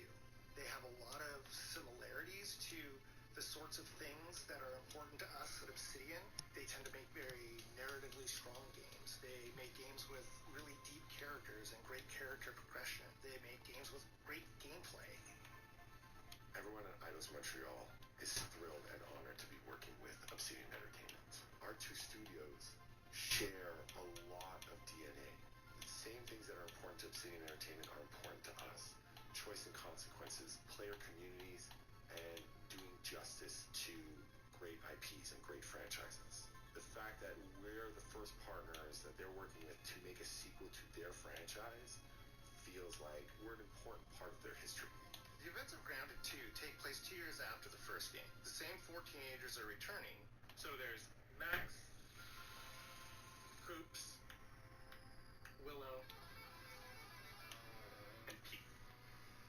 They're a couple years older, which means they've gone through a bit more high school, a bit more mature. It's 1992. The world's a little bit different. But we're still in that fun, nostalgic era of the early 1990s. In Grounded 2, we're moving the action out of the backyard and into the Brook Hollow Community Park. Not only is it bigger, it allows us to tell a lot more stories and expand the world of Grounded by exploring what the community of Brook Hollow has been up to and what they've been through. The park overall is about 3 times the size of the backyard, and our initial starting area is actually the same size as the entire backyard from the first Grounded. The reason we wanted to move into a park wasn't just to create a bigger world, but was to give us the opportunity to explore the community of Brook Hollow and what secret have they been hiding. What we love and what we're excited about in terms of the park is the opportunity to create environments and landmarks that are mundane at normal size, but are colossal wonders when you're the size of an ant. Everything from a giant trash can to a community picnic table or a snack bar. All of these areas come to life in a brand new way. Part of the fun in Grounded 2 is that the park was evacuated really quickly right before our teens were shrunk. And that means that the park has been sort of turned upside down and is in a topsy-turvy state. And that leads to really fun environmental storytelling, but it also leads into the creation of amazing biomes for our characters to explore. One of my favorite examples of this is the ice cream cart. In all the commotion, the ice cream vendor's cart has been knocked over and its contents have spilled out to the ground. And what this means for our young adventurers is that they'll be able to explore this frozen cave of interesting challenges and colorful Lovecraftian horror. We have one anthill that's actually somebody decided to bury a bunch of toxic stuff in the park, and so there's all these toxic chemicals underground. The environment looks very cool and very spooky with all of these these sort of chemical pools, and of course nothing can live down there except for one type of insect, the cockroach. We are oftentimes reinventing environments, and in future updates you're going to see a ton of new stuff. You do a lot of fighting against insects of all shapes and sizes. We didn't just want it to look better, we also knew we wanted to add a new layer of strategy. The changes that we've made aren't limited to tuning animations or adjusting attack or defense numbers or making characters or insects move faster or slower. But we did all that too, but there's also an entire sort of rock, paper, scissors strategy involving light attacks, heavy attacks, and blocking. We've also added dashing as a new way to both get out of danger quickly or jump in for a quick attack. And almost all the insects in the game will have these abilities now too. Sort of like a chess match, but one that's super frenetic, looks super cool, and is ultimately just a ton of fun. We're leaning into clear playstyles for tanky warriors, low defense, high damage rogues, effect-wielding mages, and ranged hunters. In the first Grounded, we had mutations, and there were weapons and armors that favored different playstyles. In Grounded 2, not only will there be passive mutations, but there will also be active mutations. And a lot of those mutations support these archetypes. My favorite way to play pretty much any game is chasing after those game-breaking builds. And that's why I'm so excited for what we're doing with archetypes in Grounded 2.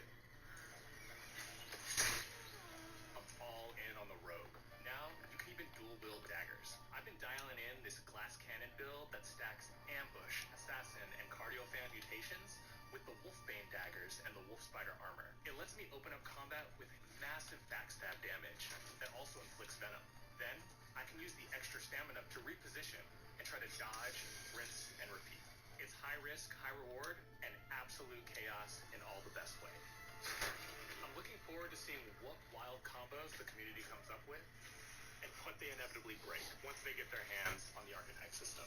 It's going to be awesome watching it evolve with player feedback and watching us try to keep up with all of your game-breaking builds. One of the great things about Grounded is the variety of players it attracts, from builders to crafters and everything in between. If you've ever watched me on Casually Grounded livestream, you'd know that I'm neither. I am a murderer of insects. Personally, I prefer the term harvester. I love going out, hitting things, and bringing the materials like insect body parts back to my friend's seeds. This way, we keep progressing and playing together. We're also trying to make sure that armor and equipment are easily understood by the player, especially when they're playing co-op with their friends. It was really, really important for us to deliver on all of that for the bigger space and experience, because that was the only way we could truly support the feature the community has been asking for since the very first Grounded release. Mounts. Our mounts, we call the buggies, have an entire suite of moves and have This shit is so fucked. What are you talking about? Just like how fucking boring it is? No, just it's always people turn off the TV at 11 o'clock Eastern. You know, nobody thinks about the West Coast still being awake. And that's why you got to keep the TV on till 2. You got to keep the news on because the late night doesn't end in LA until way past that. But shit starts popping off on West time. They woke up. Let's just tell that part of the story. It's like noon almost on the West Coast. They're just waking up and getting out of bed. And they're back to the streets, man.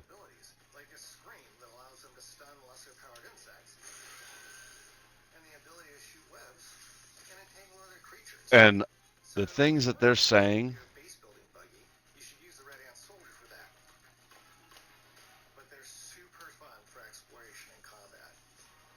it's so bad, dude. It's The hypocrisy is just insane. And then the one cool thing that I have seen though is that there's some legitimate veterans. Okay, so this particular, What are we talking about? there's a huge standoff that's been going on at the VA, one of the VA buildings Oh, in is this LA. about the riots? Yeah, Okay, I and thought we it's were still still been going on on. the game. No, I'll get Fucking, back to what that is in this just a called? The second, but showcase. it's I've seen some legit veterans come in there and like get behind the guys standing out there in the gear, and it's cool. It's cool. Like these guys are coming in with patches and like legitimate, like you could tell. They don't look like the others. Okay, let's just say they don't have the bull ring. Okay, and they're actually getting behind them and protecting. That's cool to me. I like seeing that because this is a VA building.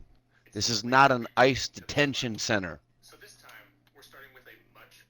Why are they trying to take over a Veterans Administration building? I don't understand it, dude. That's because they don't view it as any different. No shit. That's why I'm so mad at it.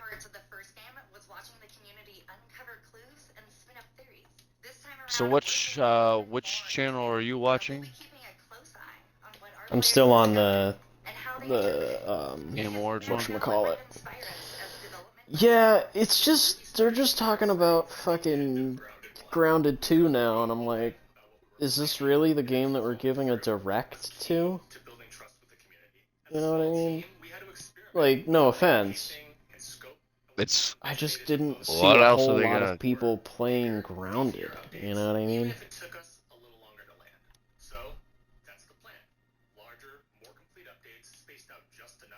Well, because it, like I said, it was in preview for They're so even long. talking about that right now. They're even talking about how they're going to do more updates and quicker periods of time so that there's not as much of a drought. And I'm like, dude, Yeah. I feel like Too late. it's very much too little too. I mean, I guess for the second game it's not, but it's like they also said that they had 25 million players. I do think it. I don't. That's a large That's number. crazy. Right? Keep in mind the number that ESO gave was 26. Okay, million wait a minute. So this was across free to 10 play. years. This is, well, not free to play. It was Game Pass. So Yeah. and a preview state for a long time. So I think that's probably accurate. Players, yeah, players, not copies sold, but players 25. That sounds about right. I don't know. Over That sounds like a amount, lot. over the amount, because there was like a time. That sounds like a There really was like long amount. at least a 2 week period where like people were playing it on stream. Like it was a streaming game for just a very short time. But then I think that's when it. I don't think it ever peaked above 100,000 or anything crazy like that. That's what I mean. Like that number is insane. But overall, 25 million. How? Let's see. How long did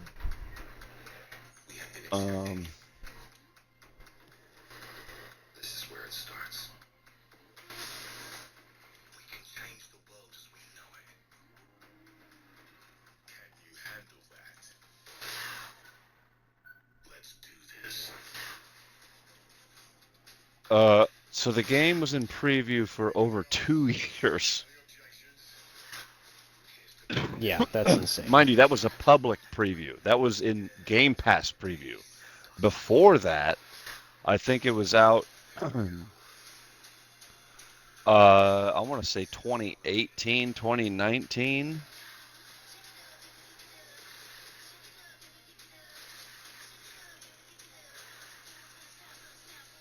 And remember, it released fully on the Switch, the PlayStation, and Xbox. And oh no, I'm sorry. The full Xbox and Windows release was 2022, but it actually did come out and reach other consoles like the Switch, PS4, and PS5 last year. So that's probably where they're getting their other numbers.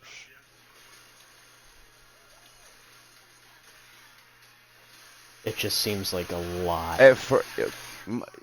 It's a Windows game too, so that's, and that was always the case. Like it was always available on PC as preview too. That's a pretty big audience. I mean, that's literally the most accessible platform other than mobile.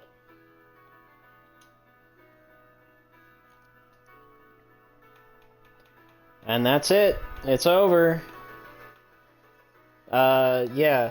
Lame. Let's see, what is the chat saying currently? Yap, yap, yap. Blah, blah, blah. No Halo, no Gears of War E-Day, no State of Decay 3, no Forza, no Battlefield, no Elder Scrolls, no Minecraft Dungeons 2, who cares, and no Fable. No Fable. That's the thing. No Fable's That's crazy. the thing. But we got Black Ops 7. Yeah, which could have been it was easily only, Fable. It was, and it wasn't even like a serious thing of Black Ops 7. It was just, how do I put it? A goofy AI fucking YTP slop. Yeah, it was a trailer.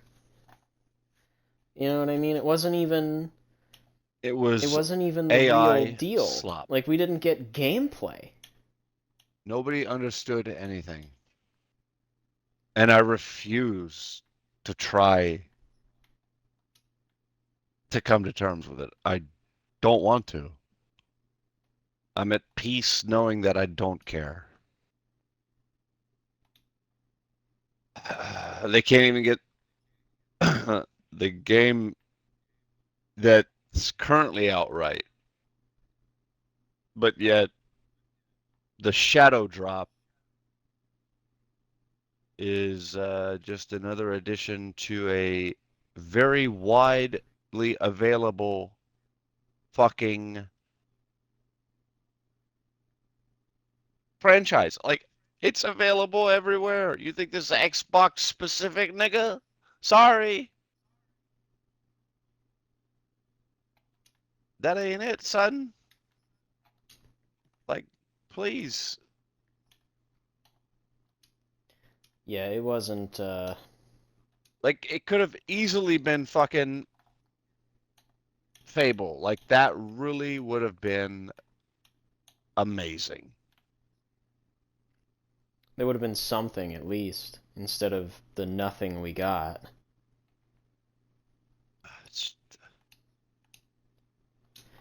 It was just not...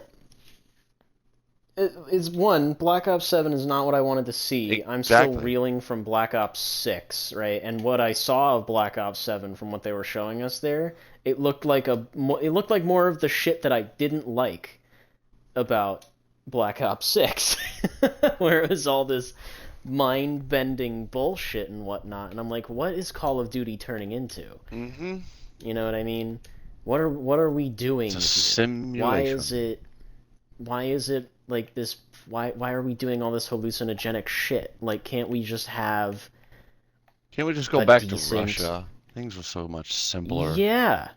No, genuinely. Like, why are we doing all this weird-ass nonsense? Like, just keep it fucking simple. It doesn't need to be this complicated. Here, let's have a hollow fucking lens at the drones we're gonna be using. Like, what the fuck? Come on, man. You might as well start fucking just bringing in, like, biochemical warfare at this point. Like, here, throw anthrax at them. Mail anthrax to PvP server. And that's the game. Like, you win. It's an instant nuke. There's no gunplay involved. It's just fucking... It did not look And then very appealing. it'll become psychological warfare. It was already psychological in the last one with all that weird shit they were doing. True. That was pretty fucking terrifying. Alright. This shotgun that they're using is fucking dead. People are taking advantage of this one. I don't condone it, but I'm still the DMR fan. Playing Splitgate. Yeah.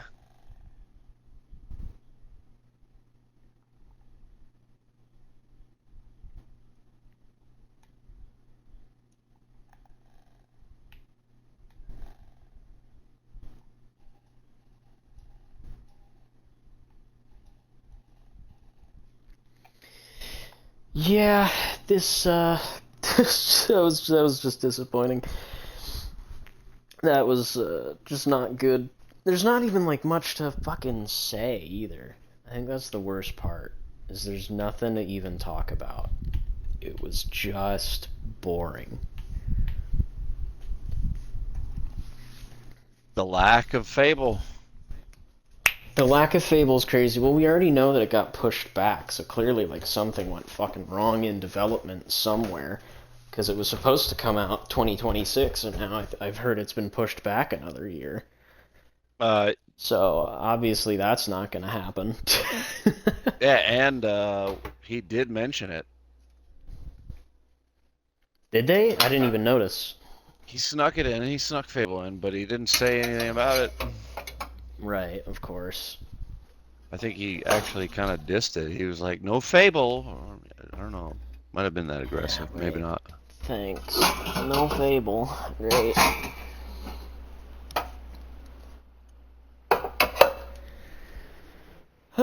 Yeah, just overall disappointing showing. There wasn't anything that blew me away. You know what I mean? A lot of the stuff they were showing was just kind of, it was just kind of there. Stuff we already kind of knew. Well, no, we didn't really know about No, Gears. it was. No, we did. We did know about Gears. We did? Yeah. When? When Gears? When did we know about Gears? Last year. Really? Or no, sorry. They showed off E-Day last year, but the news of Gears of War Reloaded has been around for a while. Yeah, yeah. Well, I don't know when it was showed off, but they sold the whole fucking book with it, right? The whole chronological goddamn series. No, I think it's just Gears 1 that they're remaking here. But regardless, it's like, that's nothing really too crazy. Yeah, it's not.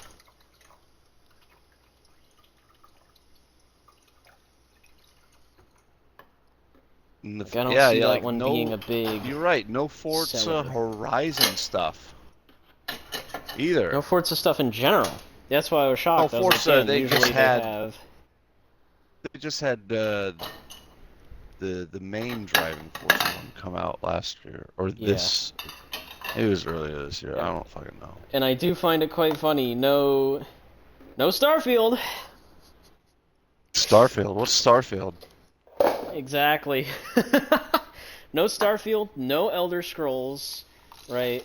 And beyond that, it's no proper Elder Scrolls trailer, right, for the new update, which means I guess we're just done with cinematic trailers for that game, which is kind of sad, because that's how you know it's in its death knell, because that same thing happened to the Old Republic MMO, where they're just not doing cinematic trailers anymore either, and that game is on its way out.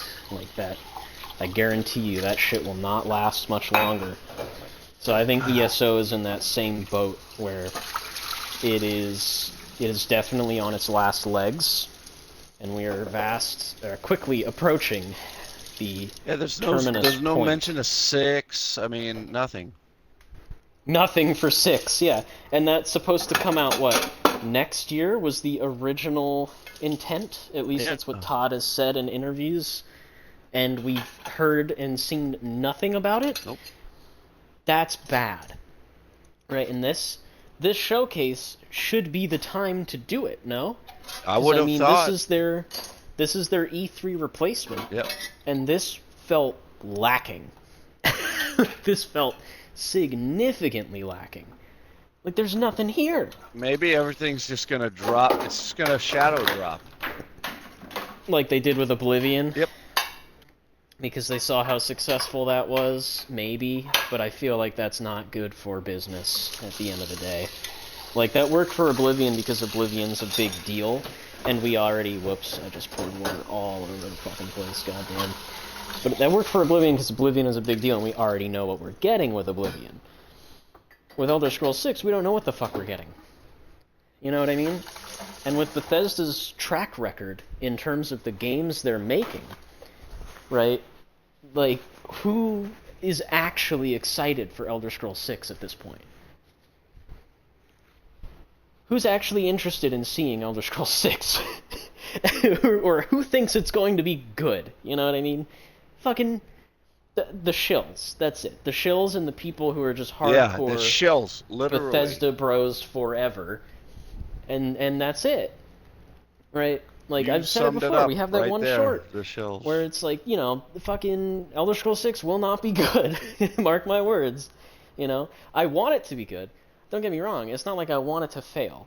I would love for that game to be good. Like, even on, like, just Skyrim level. You know? I would love for it to be Oblivion good. I don't think it will be. I'd love for it to be Morrowind good. It will never achieve that, right? But as long as we can get, like, up to Skyrim good, that's Listen, something at least. What have we been complaining about forever? Like, how? Oh, no, I'm sorry. What not? That's not it. What's the saying? Like, they say vote with your wallet? Yeah. But you can't even do that because it's the because of Game Pass. Well, no, that's a good point. But that's also be considered day one Game shilling Pass, because now that people are seeing that there is a huge, I mean, 25% or 33% increase in price, kind of a bad sign. Especially when you're filling it with things that people really didn't ask for. But we'll put that aside for now. It still doesn't kill off the sharks and the whales. You know, they're the ones still carrying they're the still boat. around. The top They're still selling the 1% shit. are carrying the weight of this trash production. Pretty much, yeah. And yeah, we can vote with our wallets all we want, but it's not going to make it. Well, it'll make a difference, but it's not going to be sizable enough to. It's actually going to benefit the whales and the sharks more because they'll get what they want because they're the ones game will paying. still be running. Yeah. Yeah, it'll be like running because of them. It's the Red Dead scenario or the ESO scenario where the only reason the games are still up and running is because there are people that are paying for this stuff, right? Like I pay for ESO Plus right? because it's a game that I play a lot and it's cheaper than buying all the DLCs. Plus I get all the benefits and shit, and it's a game that I care about. Right. Which is Whereas, fine. like, I'm not buying and it's Fallout not a bad first product because it's not a game that I care about enough. It's not a bad product too. So that's no. I think the game itself is fine. Yes. Right. There's lore problems here and there. Yeah, you know what I mean. It's but It's a perfectly good MMO. Everybody knows what ESO is. Everyone. Yeah. Like it's a global phenomenon. It's it. I don't think it's successful enough to have, or like people will still call it Skyrim. You know what I mean? Either way, they know the world, they know the universe of it. Like you point something out, you reference to it, gamers are gonna know. Like gamers know WoW, gamers know Skyrim, gamers know Half-Life. They know Gamers Halo. know They know Call of Duty. Nintendo games, and yeah, unfortunately, Call of Duty. Yes, you're right. Yes. But no Halo is crazy in that as well. There was no fucking Halo. Well, yeah. Unfortunately,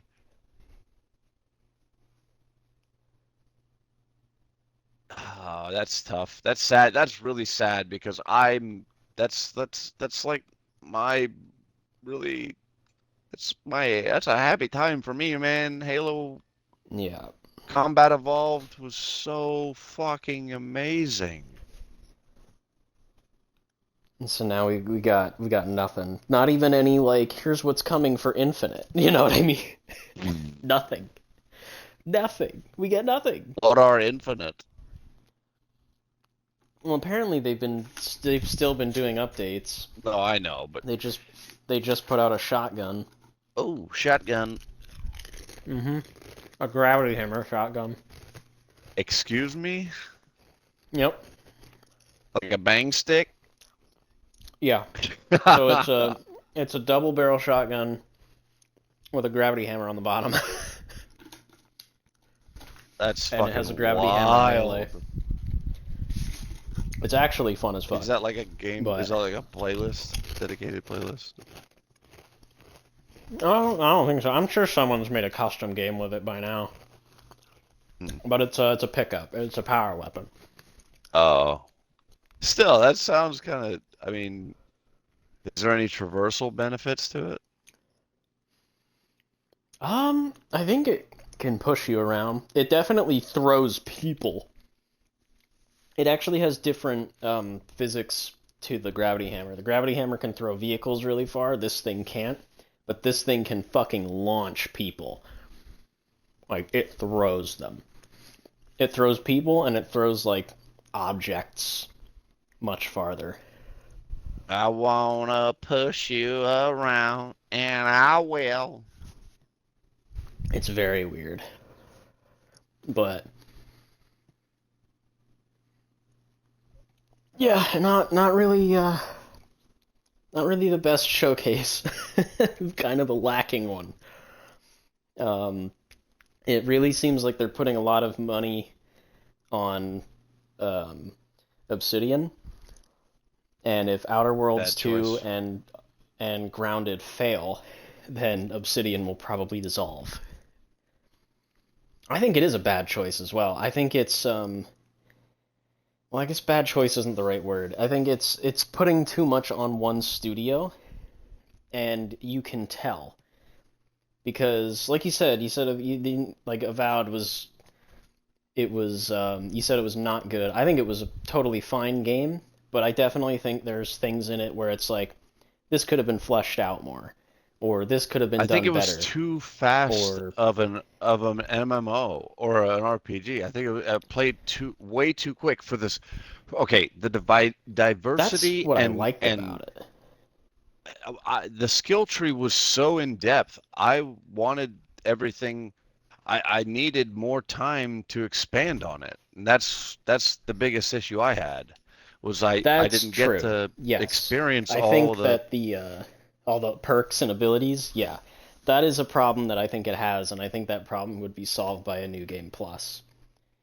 That's kind of part of the reason why I haven't done another playthrough of it, is because I kind of don't want to go through that part of it again, where I have to build up my character. I'd like to go through the whole game with that character's kit, like fully kitted out, you know what I mean? With power that build. leveling, like just going full on. Well, that's what I mean. Like, if there was a New Game Plus, then I'd probably go through it again. Just to see There's no all the playing different choices, because it is a game where the choices do change things. Right? There's tangible changes in the world based off of the things that you do. Like, did you stop Fior from burning? Then that affects things significantly. Like, that's, there's really good stuff in that game. And I think it's a pretty good game. I wouldn't say it's great, but I think it's pretty good. I liked what they offered, but I just don't think I had enough. Like I said, it just played too quickly for me to experience all of it.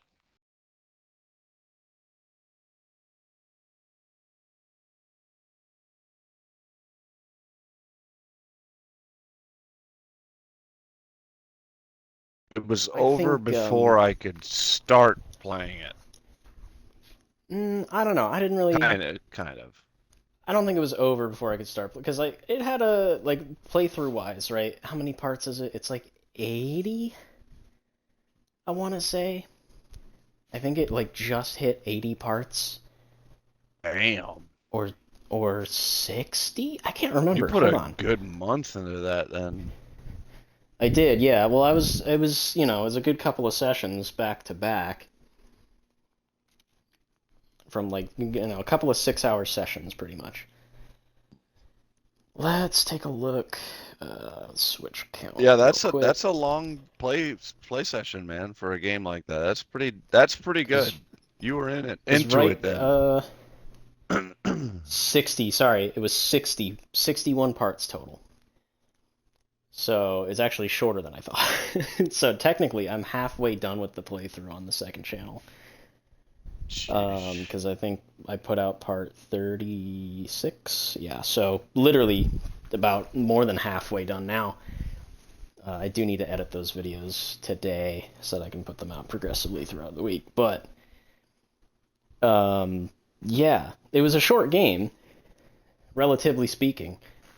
And you compare that to Starfield's 180 parts and how substanceless most of it is, right? You compare that to Avowed, and it's like I'm sitting there having an actual conversation with the characters, and they're all different, and I might disagree with them often, And you compare that to Starfield, where I'm sitting there talking to a blank slate who is the same as the other 3 blank slates on my ship, and I'm disagreeing with them often because they're so boring.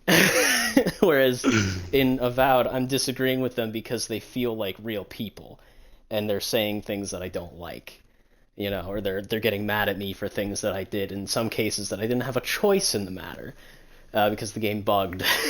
But like, it felt more diegetic, whereas in Starfield, it feels sterile and manufactured.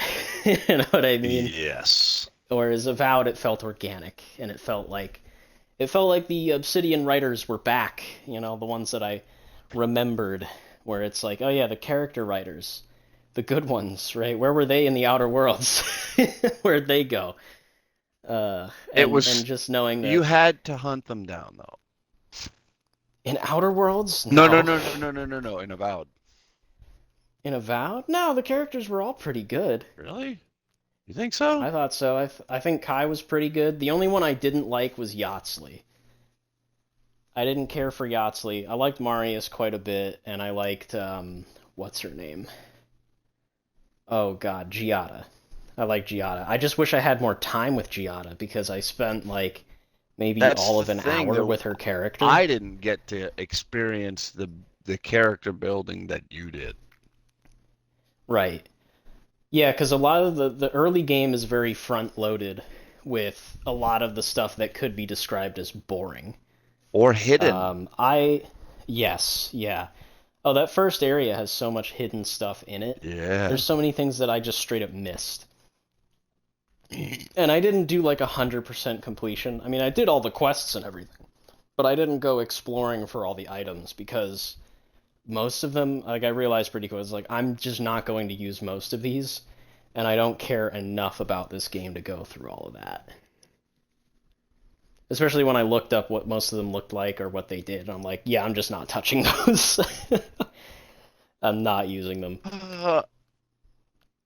But beyond that, like, the game had good exploration for the zone-based stuff that it was. Like, that's what I want Fable to be. Like, everything that I saw in Avowed is like, this is what I want Fable to play like. I want it, well, maybe not to play like, but I want it to be like this. I wanted it to be there's a good dance to the combat. More open. Just a little bit. There's definitely some areas that feel a little small, but I think a lot of that is like verticality. There wasn't a whole lot of No, verticality, you're I right. noticed. It's kind of like ESO in that sense, I where almost felt, oh my you're kind of boxed in. God, what was that game that we played? That, oh, what is it? It was supposed to Monster be Hunter? the Destiny killer. Oh, God. Division 2? No. Oh, No. First Descendant. Yes. Yeah. Yeah, like no verticality. Yeah, well, we didn't get very far in First Descendant to find out, really. There's we saw the zero first area and verticality. said that was enough. The entire game is that. Damn. Yeah, that's the only Descendant is one few flights of stairs in the main hub, and that's it. The rest is straight flat ground. Yeah. Enjoy. But I thought No I thought ascent. the world No designers ascent. did a Just one a step decent down. job with Avowed for what they had. I felt like it was too quick.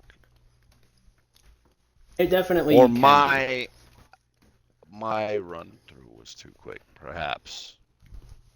Like there were times where I felt like things are taking too long or I'm like struggling to get through places, but that was a lot of like I was just not prepared for the areas I was in.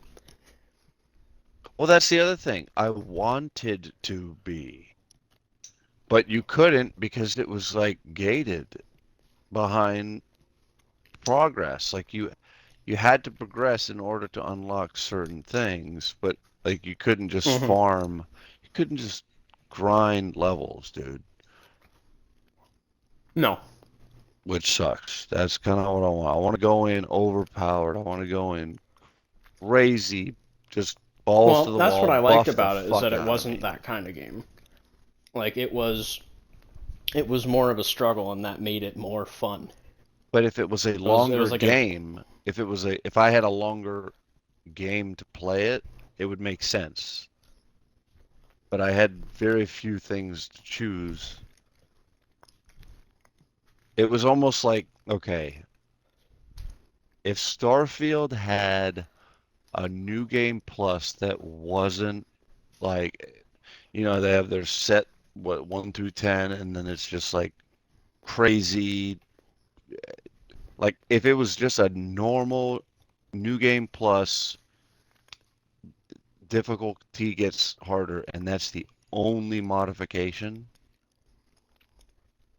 it would make sense to go through there and then level as you replay the game. But yeah. they mutilated the new game fucking aspect, so you don't want to do that.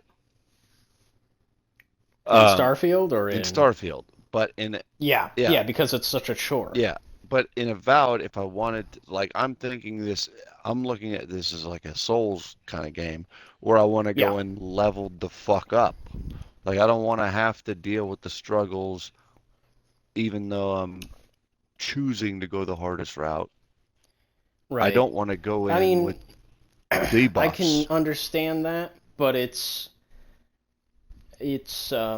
paced in such a way that like it's one of those games where like if you hit a wall, like it's to tell you like yeah, it's actually you can come back. Yeah. Like you can go to another easier part of the area, get It's Mario experience, level up, 64. and then come back. Jump into the painting when you're ready. You have enough stars? Come in. Come on in. Yeah, I mean, kind of. It's more like in like Morrowind type of shit, where like you go to an area and it's like you're clearly not supposed to be here yet. Like come back later. Mario World. Well, no, that's like I'm talking about like No, difficulty. I know. Mario is just I like, know. do you have enough stars? You can't come in yet. That's some of those missions aren't even necessarily more difficult. I mean, like, if you're gonna be playing a primarily magic-based game, like a heavily magic uh, influenced, wouldn't you want the powers to be maxed the fuck out? Yes. So Yeah, and that I think that's a kind of an issue with the more or less the way magic is handled in that game and the builds, because one of my biggest gripes about Avowed is that you have a mana bar and you also have cooldowns on the spells, and I think that's unnecessary. You should either yeah, have no fucking mana bar or or or you have a mana bar but no cooldowns, right? Like it you can't takes have the both mana because that down takes a off the lot. bar. Not the cooldown is that's the cooldown is your trade-off is the Yeah, bar goes down and you have to wait for it to or however your build's set up either but take instead something and replenish it it's or you there's wait. mana and there's a cooldown, and I'm like, well, that sucks.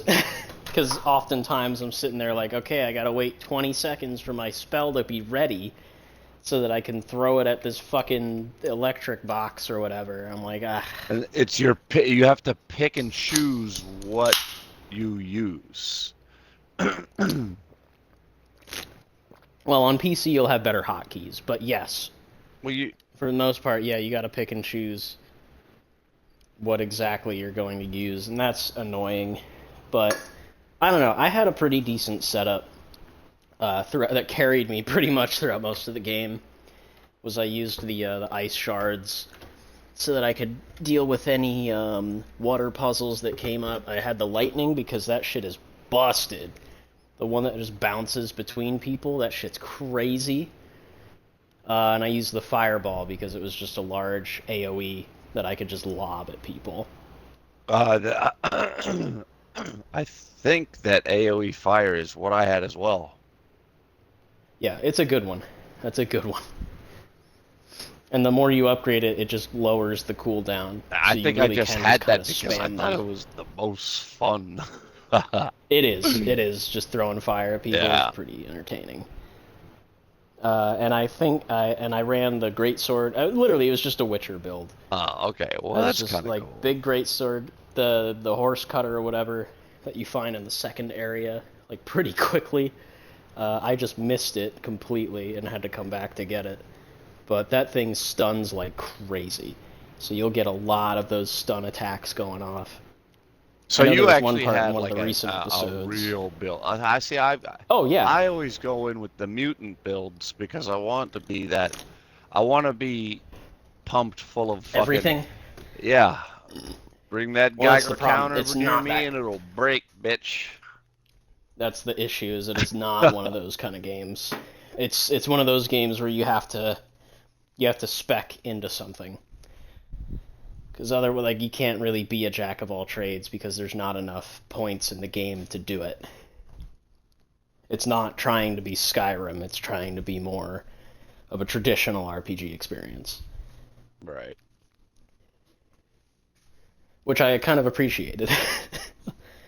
No, Even though there were times there where I'm are like, damn, I really wish I had. different ways that you can play it, and that is the nice part. Yeah, But like, I I guess I do just kind went of in want with to the do a second expectation. playthrough of it to be like, I want to do the evil playthrough where I use pistols and just shoot people, you know? Like, I want to play it Oh that yeah, you way just because it's run so, through everyone. yeah, because it's so bizarre. It is a Because I didn't weird use way to guns play at that all. kind of game, I'm kind of curious how that would where play. you have it. It's such a drastic difference. Yeah.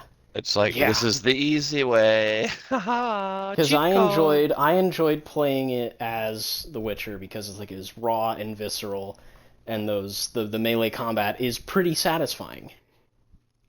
Like once you get the parries too, like oh you can parry arrows just like a Witcher. I'm like, dude, this is sick.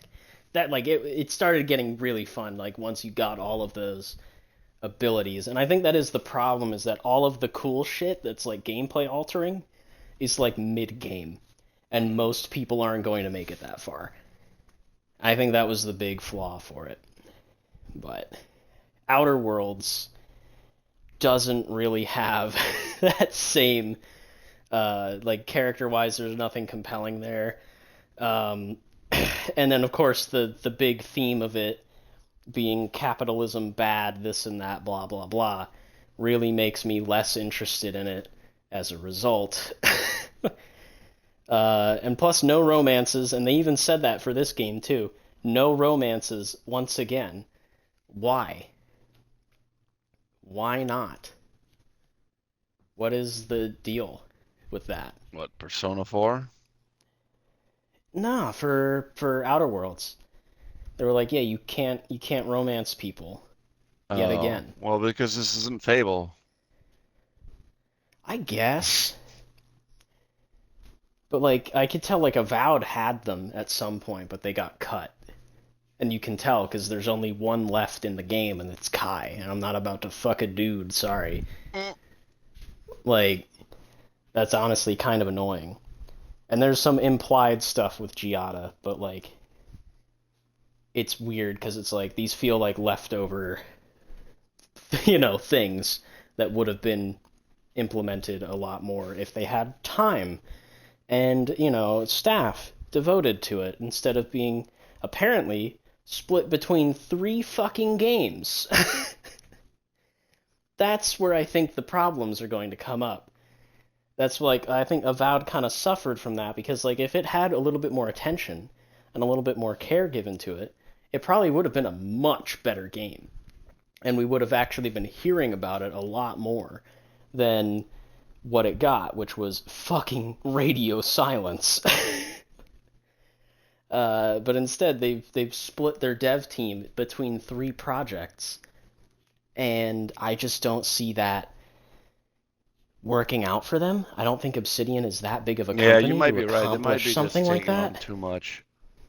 Yeah, because like at first I was under the impression that it was Avowed and Outer Worlds 2 that they were working on at the same time, and I'm like, that's still a pretty crazy thing to ask.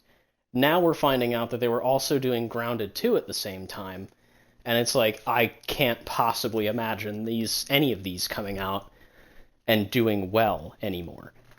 Because there's too many cooks in the... Sorry, there's not too many cooks in the kitchen. There's too many dishes on the counter. There's too much... We got too many plates. Not enough steaks, right? Like, it's too much for them to handle, I think. Right? Especially when you compare, like, Bethesda and Obsidian, and you look at Bethesda's track record, and it's like, yeah, they can't even handle, like, more than 1 game at a time, let alone 2. Right? They've got a skeleton crew running It's fucking all the, 76 look at what this I point. can do. And it's like, no, stop with the false promises, please. Yeah. Yeah.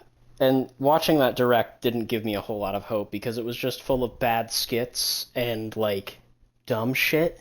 And that's not what I want. That's not what I want to see from the Outer Worlds, frankly. Like, ironically, I'd like the game to take itself a little bit more seriously, but it's just so steeped in bad humor that I just can't possibly enjoy it. It's not bad enough. The humor's not But the bad humor... enough. Yeah, it's like, it's cringe. It's trying too hard. Scripted bad humor. Yes. You can't do that, man. I'm sorry. That is an improv only kind of thing. Yeah, that's what it feels. It feels like scripted improv. And it's like, oh no, this sucks. Like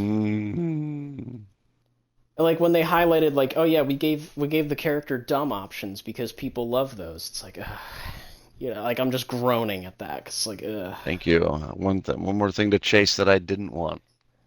Yeah, exactly. Or not just chase, but have to grind for, because it's a prerequisite for the other thing that I actually want. Yeah, yeah, shit like that. I don't know. I just don't. I don't see Outer Worlds 2 being that big hit. There's a couple of changes, some things they did in there that I'm like, okay, cool, right? Like third person, finally.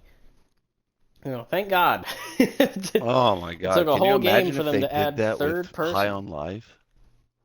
Oh Jesus! I'm still shocked that game is even happening. I mean, I'm putting those two together, and I'm wondering why. Why both? I know, because they're so similar. And they're Like so unironically. outlandishly like they're so unnecessary right now. We don't need Yeah, this kind of we don't need clog. them. Well, because remember, the same thing happened last time too, right? We had High on Life and we had the Outer Worlds coming out at like the same fucking time, and they're both like the zany, Maybe it's a goofy, stupid sign, man. retard game. I don't know. I'm smelling blood I'm on the I water yeah, with I this taste shit. it. It just doesn't look good. Grounded 2 looks fine. I will say that. Grounded 2 looks alright. But does It's that just really like, outweigh two of the others? No, no. it doesn't. Are we No, it grounded doesn't. or are we in the high outer worlds on life? Yeah. I don't know. And especially since, once again, and Outer Worlds, remember, didn't release on Game Pass initially. So, Outer Worlds 2 might be impacted either it could be good for it or it could be bad for it, right? Like I don't think Avowed got any positive word of mouth because it launched on Game Pass. I don't think it really helped or hindered the game in any way. I would argue it hindered it more because no one was actually buying it. You know what I mean? I'm generating a script right now. No joke. It's gonna be done in about 3 hours. I'm just letting it run. Uh, it's it's gonna be the greatest next game. It'll be, oh man, I could probably have AI ship that. It'll be probably live by like 7 tonight on the Xbox Underground On the showcase. Xbox store. It'll be called it's gonna be the best game ever. It's Grounded 2 and those other games combined. It's gonna Oh, be, nice. yeah, it's gonna be called the Grounded High Life. Ah, okay. The Grounded High World And it's 2. gonna be a sim game where you play as a gamer trying to play Outer Worlds 2, Grounded 2, and High on Life 2 simultaneously every day Jesus. in just very small, like hour-long snippets. Sounds like a blast. Somebody will play it, right? Yeah, oh, for sure. The Somebody. the shills. The shills will play it, yes. The shills will enjoy Outer Life of the Highs, too. $99. Jesus, yeah. That's, I don't That's know. the founders And pack. that was That's not even the game. It's just the That's fact the that founders pack. it's just the fact that that's what they devoted all their time to was fucking Outer Worlds 2 and Grounded 2, right? High Like on a Life game that had 2. zero hype. Nobody cared about Grounded 2 because nobody knew it existed. But we're gonna give it a whole fucking direct. You know what I mean? And that shit was already going on way too long because of all the stupid skits that nobody fucking asked for. Like, every time that man came on the stream, I was really tempted to just end it. You know what I mean? Like, I was like, I don't want That's to. why I was I gone. don't want to see this man That's anymore. why I was gone, because I Like, couldn't handle it. yeah, it was just awful. I was punching holes I in was like, walls. can we please just talk about the game and not try to make bad jokes? We don't, like, stop wasting our fucking time. They did it better on Friday. The presentation Yeah, was so much unironically. better. Unironically, It's always fucking the case. Yeah, you know, Jeff knows how to put on a show. He loves his puppets. Jesus, no, you couldn't be more right. It is infiltrating the show every year, like to another level. The puppetry Yeah. has got to go. It's terrifying, dude. It's getting scare level. I don't know, that puppet game looked pretty good. No, Like, it looked great, an but the interesting other thing. interjection of the puppet, like that was mortifying. What other one? Which one? When they the Muppets? yeah, the Muppets. Oh, when they actually show Yes. up. Yeah, it is a little weird.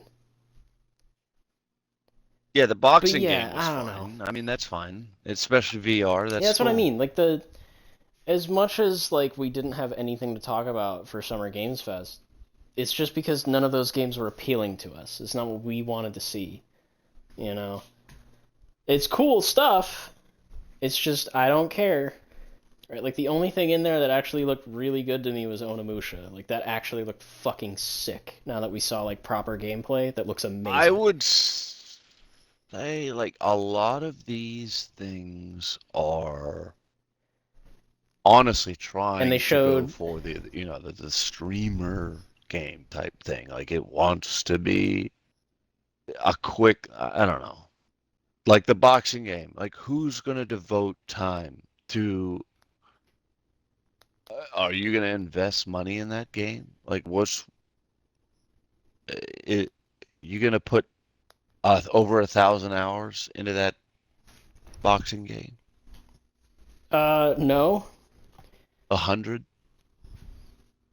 probably not. I 10? don't imagine that game to be very long. You know what I mean? Exactly. Like That's what I'm saying. Like, why invest in something that's not going to give you anything back? yeah, that's not gonna make you that money. Well, no, no, Well, you not could not ask not make you that anyone. money, but be like actually be valuable to you. It does that. Is that valuable Well, to you? Is $60 on a I VR fighting game that you're gonna think. play for an hour and just be like, that was fun? Well, I think the problem with that now is that Game Pass exists and the value has been diminished so greatly that it doesn't even But matter I don't anymore think because it's that's a game. I don't believe that's. it is. Or wait, was it? I don't know that it was. I thought it Yeah, was a because that was VR an Xbox specific. showcase. Yeah, that's right. Yeah, you're right. Yeah, I don't know. I'm sure someone will enjoy it. Exactly. It's the shell fucking Yeah. problem. Too much. Well, Oh my God. Three that days one's in a more of an row. artsy Too much fartsy time thing. and too much money. These are the problems. Can we just. Like, it's been a 3 day, same question, same answer. Too much time, too much money. Yep. I mean, yeah, I guess. I think that is kind of the issue with a lot of these, though, is that it's just everything that was shown was very niche. Like, very niche. Which Like, the puppet continues thing to is extremely devalue niche.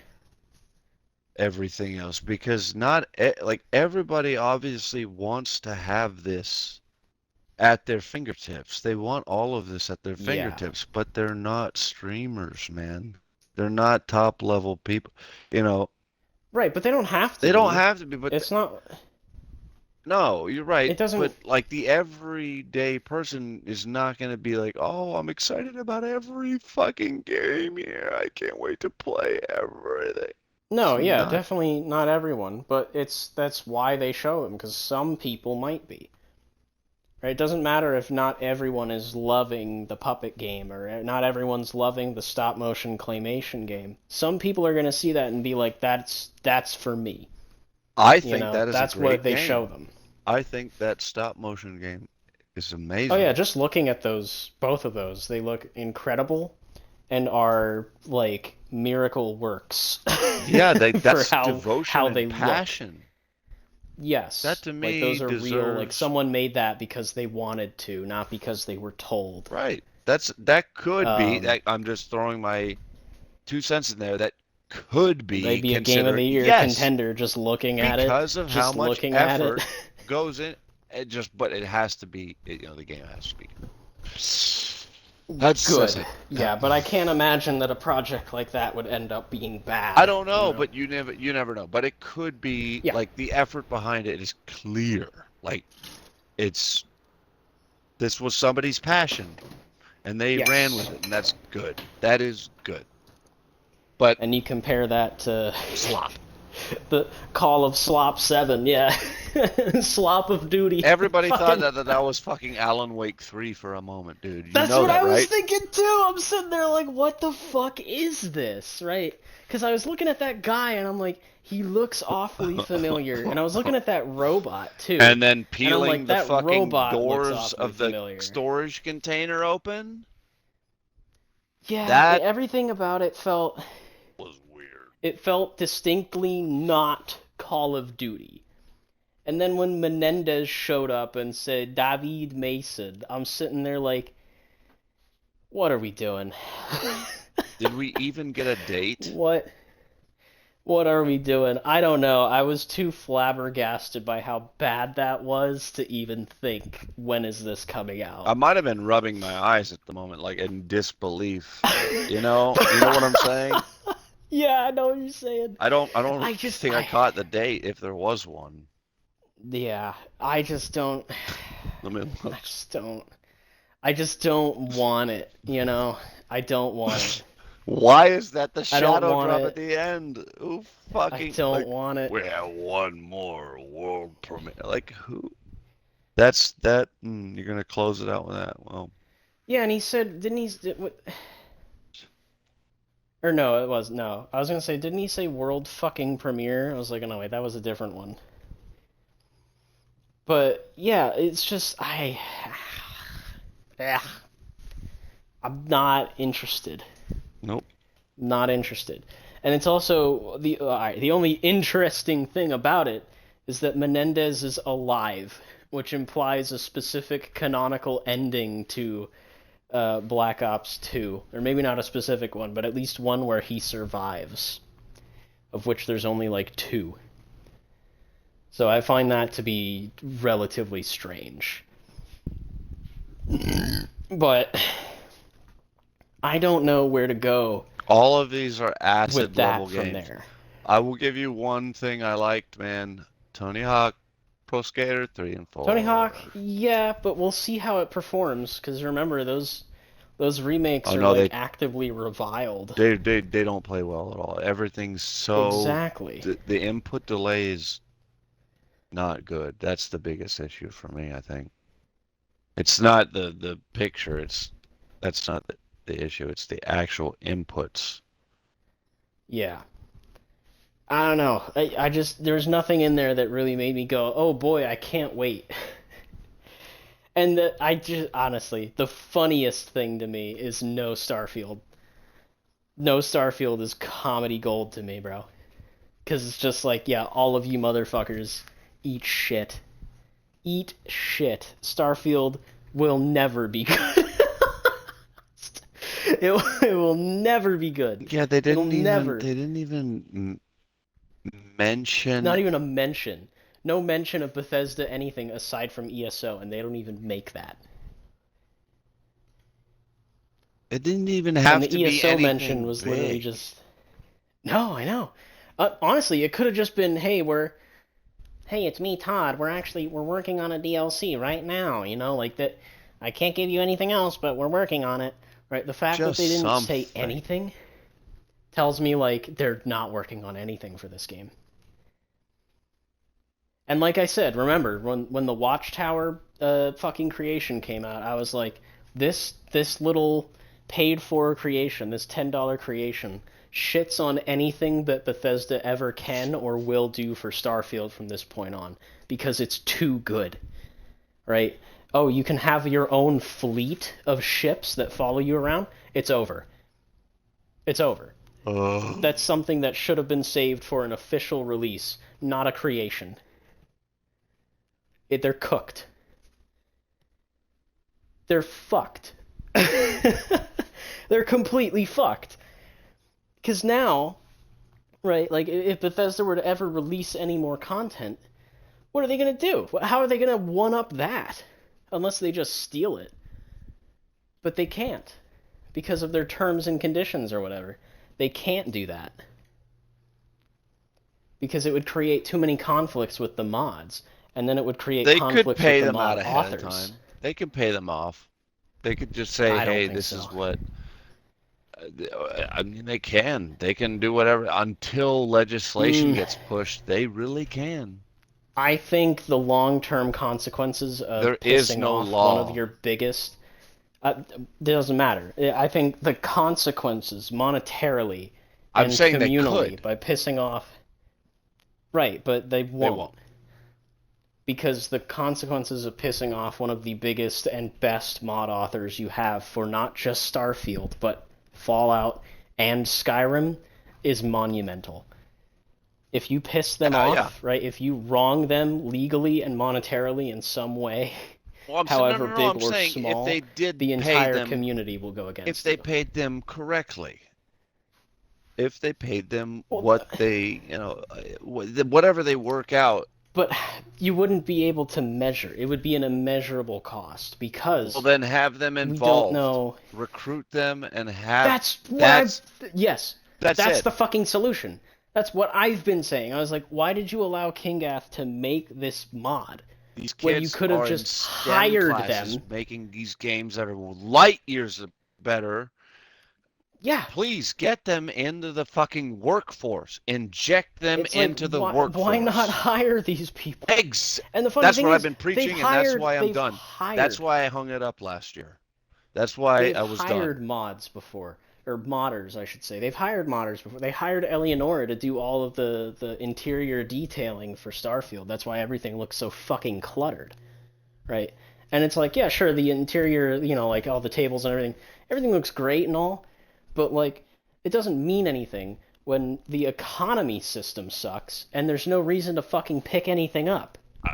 And the funny part about that is that they also hired a modder to do the economy for the game, and it sucks. It is a massive slap in the face. It is a constant slap and it's just in the like, face.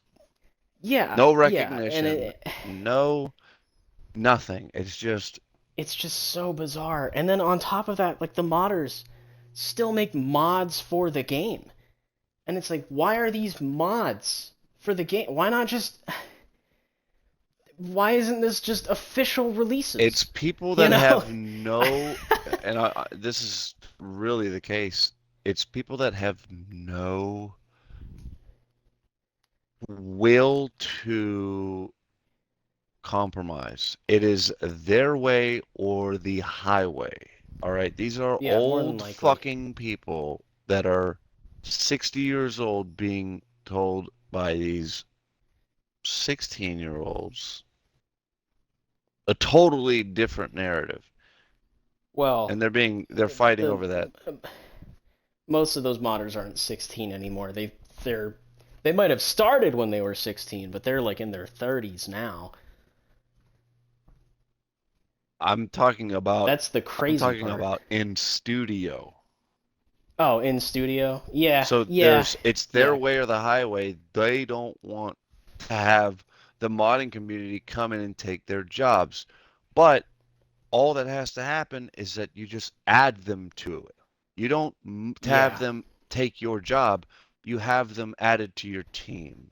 You work together. Exactly. That's the whole point of like modding to begin with, right? Is that like it was meant to be a hobby, but also meant to be your resume in a way, where it's like, hey, if you take an interest in modding, that means you've taken some sort of an interest in game design. It's work. Right? Like you understand how the system works. Yeah, it's work. You're working on the game. Yep. You're making and not a product, passionate but about it. A project. Yes, it's a passion project.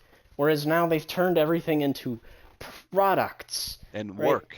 You see all the mods on Starfield. They've kept the work They're not aspect. mods anymore. They're products.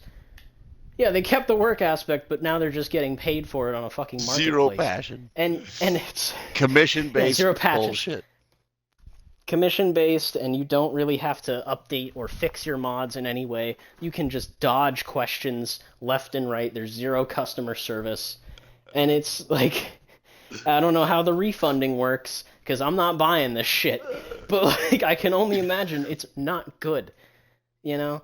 I don't see creations being a good thing for any Bethesda game going forward. Oh, I thought you were talking about the state of the country right now. No, I don't see creations being good for the state of Bethesda games going forward. I think Elder Scrolls 6 is doomed. It's not healthy just for any studio. No, because it incentivizes production rather than passion. Exactly. And that's why everything in this store sucks. And you go to Skyrim and everything in the store is amazing. People are pumping out mods left and right that are groundbreaking, not because they're paid to, but because they want to.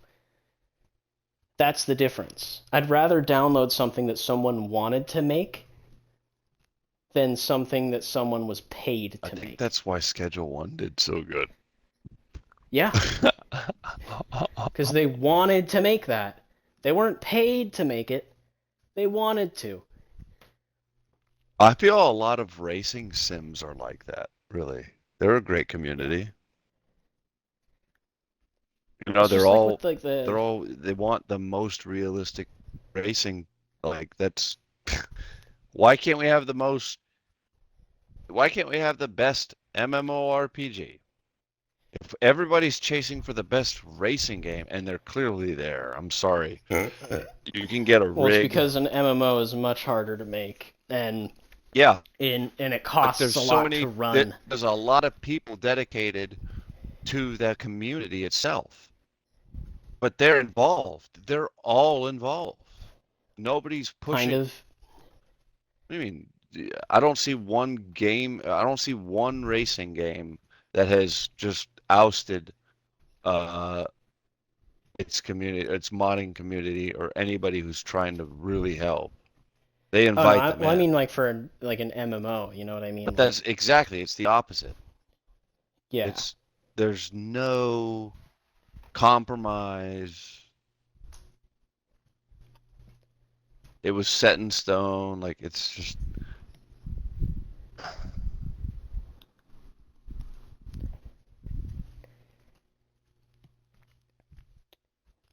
I don't know. I don't see Elder Scrolls 6 succeeding as a really. game or as a modding platform. Oh, Maybe monetarily it'll succeed, but critically, I don't think it'll do well. I think we're heading for a Fallout 4 scenario. well, I think with legislation, I think help with legislation could make it different. And I don't see that happening in the future though. you don't see legislation changing for making like terms of service a little bit more fair for the consumer? No. Really? If it hasn't in the like how long has the Minecraft marketplace been up? How long has the CS:GO marketplace been up? How long has the TF2 marketplace been up? These things aren't changing anytime soon. It's been this way for decades. The Starfield marketplace is based on the same concept. It's not going to change. But Starfield really okay. So And Elder Scrolls 6 will have the same setup. They're not going to change it. hold on, hold on. Wasn't Minecraft $20 at launch? At launch, yeah, for consoles, yeah. And okay, so But so that also actually at launch, costs money. consoles, yeah, and consoles didn't have access to the Minecraft marketplace until I want to say like until like the Series X, I want to say, or maybe the One X. But like they didn't have access to the marketplace for a long time. And then I'm trying to think how long after it actually migrated to like PlayStation. Yeah. So with Starfield, you kind of have the same thing because it wasn't immediately available on PlayStation. Hold on, wait a minute. I'm getting a phone call.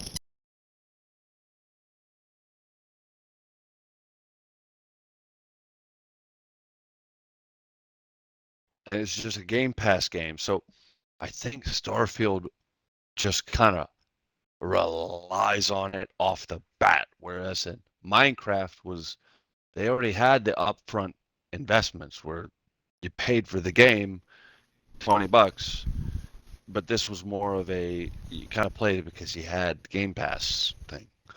Maybe you For threw Starfield? $30 at it for the early access and the DLC or whatever. But that's really about it. They haven't. That's pretty much it. They haven't been able to recoup their money, obviously, so that is why they have that store up and running still. Well, the store, it's not going away. It's not going away. I don't think that was never the plan. The creation store was going to be like this regardless, because they had already added it to Skyrim. They had added it to Skyrim like a year before Starfield had even fucking come out. See, that program is also a very tough program to even get into, and get No, it's not. to be accepted from it. Like not Clearly just it's to be not. on Look the at the fucking storefront, storefront in not to Starfield. be on the storefront, but uh, to make good money off of it. Not even. Nobody's Like I making the said. good money. Oh, dude. Really? Who's Yeah. What's the most expensive mod there? 10,000 or not 10,000, but 1,000 is the most expensive. All right, hold on. Let me 1,000 quote what? out 1,000 Bethesda bucks, right? So $10. Okay. Jesus Christ. So let's take a look. Yeah, let's go to the Oh, creations. I thought it was $1,000. No, it's $10. I think is the highest, and I think as of right now, there's only 3 creations that are at that price, and only one of them is worth it. Well, let's take a look. So real wait, quick. okay, my question was, who's making the big bucks though? I don't think we know what the split is. Who's buying these mods besides? I don't. No. Shills aren't even buying these mods. No, shills are buying the mods. Shills are. Right, you look at the Starfield Reddit, whether it's the regular one or the Xbox subreddit, they will flame you if you don't like paid mods. Like I said, man, like they literally said, if you're too cheap to afford a $3 mod, then you shouldn't be playing the game. These people are real. But let's take a look at Watchtower, Orbital Strike, Fleet Command. This is the big one that everyone's talking about. So, $10. Dude, How many there's bookmarks is that? 6,000 people playing the game right now. How many bookmarks do we have here, There's though? 16,000. There's 6,000 people playing the game. Yeah. That's not good. And That's in the a last low month, number. there were... Wow. So in the last month, it peaked at 6,500 players. And in the last 3 months, it peaked at 6,500 players, which was June 2nd or June 1st of this year. No, so few days ago. The game has, of the Bethesda games, the lowest population. Because this is like half of what Skyrim and Fallout 4 would have. You know what I mean? Or Skyrim is like comfortably in the 20,000s. Fallout 4 is in like the 14K. This is rock bottom. 6,000 is like rock bottom. I mean, it can always get worse, but that's still a very low number. But looking at that though, right? Looking at the bookmarks on this particular mod, 16,000. So even though there's only 6,000 playing at any given time, it would appear that there is at least 16,000 players. Well, no, because Total. in the last year, it says that the peak was 21,000, and that was September 30th. That sounds about and right. then the all-time obviously was released like 330. Yeah, because everyone wanted to play it, and then when they played it, they realized it sucked. And then it went from beginning of September, mid-September it dropped to 200, late September it dropped to 100, and by the end of September it was down to 90. Yeah, so within a month it lost 90%. December it was down to 18,000. Yeah, that's insane. Which means that there was no Christmas sales. And that's another thing that games have been taking a big hit holding from. the game alive. No, because the storefront wasn't out yet. No, I'm not the storefront saying came now. out June of that year. I'm saying now the storefront's keeping the game alive. Oh, yeah, pretty much, because there's technically, quote-unquote, always going to be fresh content, even though there really isn't. Most of the stuff that I'm playing with Until now I is the hear stuff that came about out it within on the an first 2 Xbox months. showcase, I won't believe it. Exactly. But So this mod here, right? So it's got 16,000 bookmarks. So we'll do 16,000 times 10. Assuming he gets the $10. That's best case scenario. Yeah. Well, I would imagine. Yeah, but we're going best case scenario. But based on this, right? Like if you bookmark something, that typically means that you're going to buy it. Even though you really don't need to bookmark this because it's going to be front page forever. But assuming that, right? So we multiply that by the $10. That's $160,000.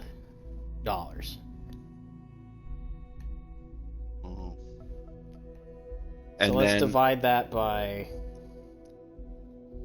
We'll assume it's a. What do you think the split is?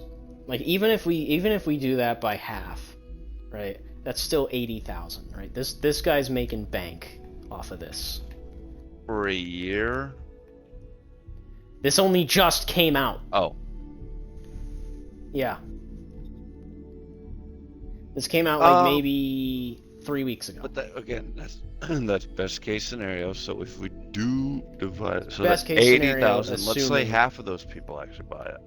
That's only 40. Alright, so yeah, but still, that's a lot of money. But I guarantee you that money's going through a lot of hands before it gets to them. So it's probably only about a 30 to 35% take. More than likely, but still, that's a decent living to be making off of this. And then we look at his other mod. Hold on, there's more. So he's got another one. But on the here. thing is, it's 30,000 6,400 player peak in the last like 6 months, dude. Yeah. Like nobody's like, even if they did get it, doesn't mean anybody else is gonna get it. That might be it for them. Yeah, no, pretty much. That's why I think it's funny that they put all this work into these things and like they might just never get experience. He might, you know what I mean? He might have gotten a quick buck. Well, I don't think it was a quick buck because it's not that. It's the passion behind it too. Like it's the time that he put in, and that's a lot, man. 80 grand. I don't care if he did make 80 grand. It's so exhausting to do it all. Like if you're not in tune that's with the it, thing. like if I you're think, tasked to do with it, it's a pain in the ass. as far as I'm aware, I'm pretty sure Kingath is a team of people. I don't think it's one person. Well, no, it's probably a community of himself or of his own peers, and they Yeah. work together. That's great. And then they probably have to split the pay from there. That's what I want integrated back into the studios so they can make the games right from the beginning. But let's take a look. Let's see. Okay, I got it. real fuel. Explaining That that one's the pretty low. retard to the retards, okay? Most popular. The people back that want to make the games, put them back where they want to be. Making games and making people happy, okay? And pay them. That's all you guys. You alright, man? I'm just explaining it to the retards in a way that they can relate.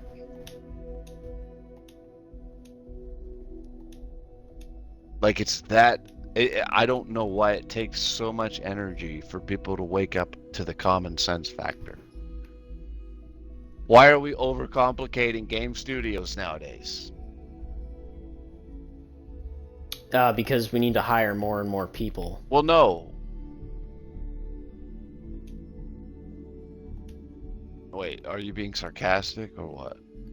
No, I'm being serious. I think that's why most of these games are getting bogged. Because I think there is a too many cooks in the kitchen problem with the industry right now. There's not enough different studios, right? Everyone wants to join an already pre-established studio. There's a lot that's of small. already. They want to be bought out by a publisher. Yes. Yeah, that's the thing, right? There's too many people. Like, you look at Bethesda, they got like 300 fucking employees, right? Compared to the 30 or 50 that they had when they made Skyrim and Oblivion, right? And those were hits. And then you compare what they're making now, it's like, yeah, That falls under the something's management wrong. of the publisher, and that's what sucks. When you get bought out like that, it's like, oh well, fuck. I don't have the 50 Why? anymore. I've got only I think it's 49. that there's, I think it's that there's too many fucking hands on the But that's the projects. thing is when you get bought out by it, is that there's too many hands. That when it moves to the publisher side, or the big publisher side, the AAA publisher side, that's when there's too many hands. That's when there's too many cooks in the They kitchen. were AAA publisher by the time Oblivion. Well, They were you talking about already under in-house? ZeniMax. Yeah. Okay, well, I'm talking about these smaller guys that are trying to get bought out by AAA publishers, not AAA Right. studios. Yeah. But I want these people to be integrated into the smaller studios, or into the even to the bigger studios with less oversight, or I'm sorry, with less micromanagement from the publisher. If it's not an in-house published game, in-house studio published game, then really just let the people cook. Let them make the game. Yeah. No, I can agree with that. It's just, I think there's too many variables going into everything now that's causing everything to collapse. Because you've got publisher meddling, you've got way too many fucking people making these games to the point where there's not enough communication going on between anyone because there's too many people. And there's a You've got huge 300 economic employees. factor because everybody's You trying got to get that 300 money. employees. There's a really good chance that you might never see at least 200 of them. You know what I mean? Oh, no, That's an absolutely. insane number. And you don't know what the fuck they're doing. You know what I mean? Like, you have no clue what most of those people are doing. It's a lot of nothing. You just know that... Exactly. It's a lot of That's the just problem. basically, it's overpaid reacting. Yeah. It's really, like, some of the people there really don't belong anywhere. Hold on. I'll be right back.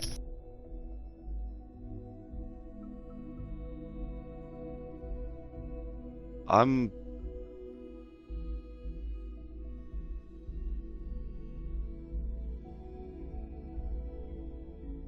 Oh, boy. I'm sorry, boys. It's fucking 4:13 on the East Coast, and shit just popped off on the West Coast. There is literal gunfire taking place in the streets. Like, this is federal law enforcement being met with resistance from local law enforcement and anarchists, like pure fucking infiltrated anarchists.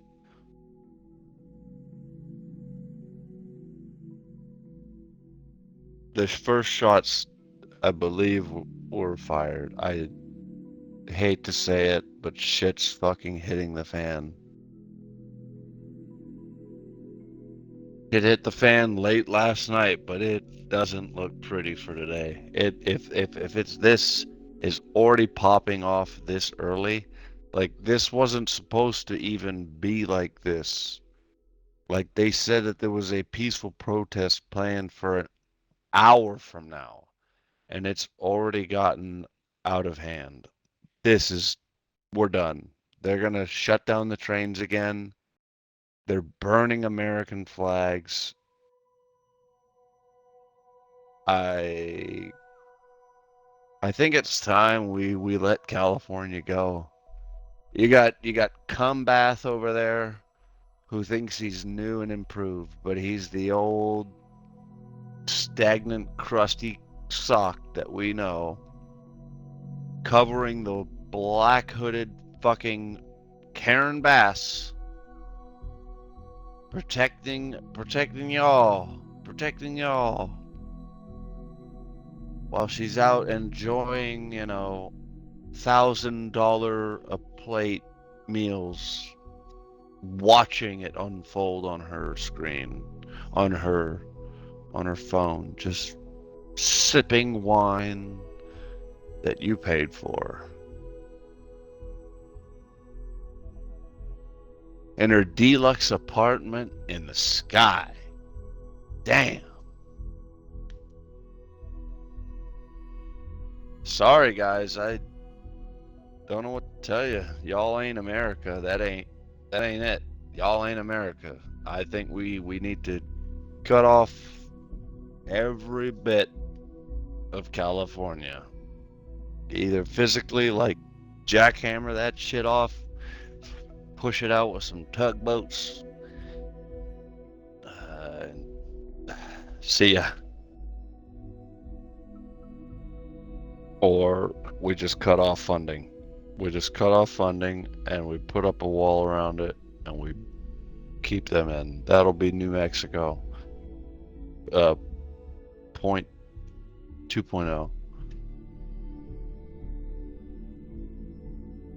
It's the Wild West. Thank God. Thank God it's over there. Well, no. I don't want it to be happening to begin with, but I'm just glad it's. Yeah.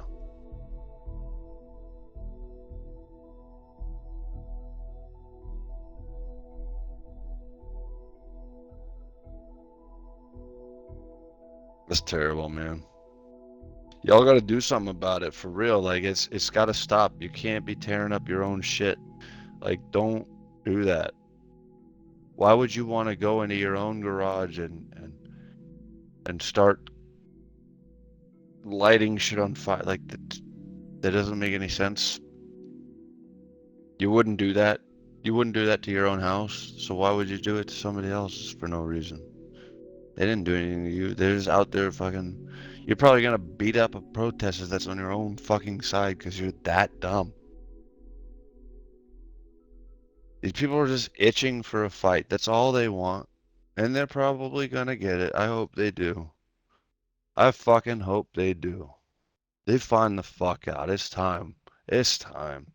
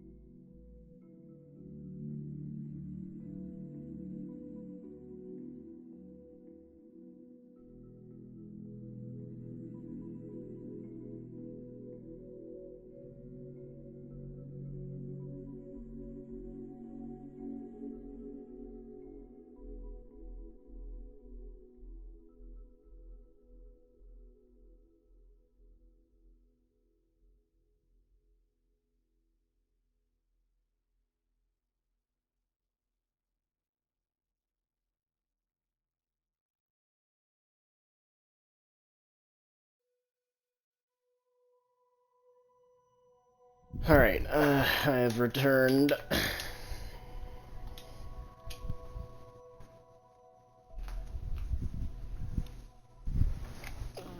What's everybody playing?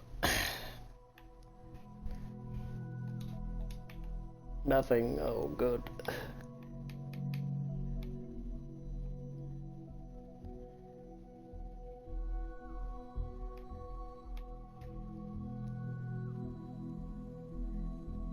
Well, I guess that's a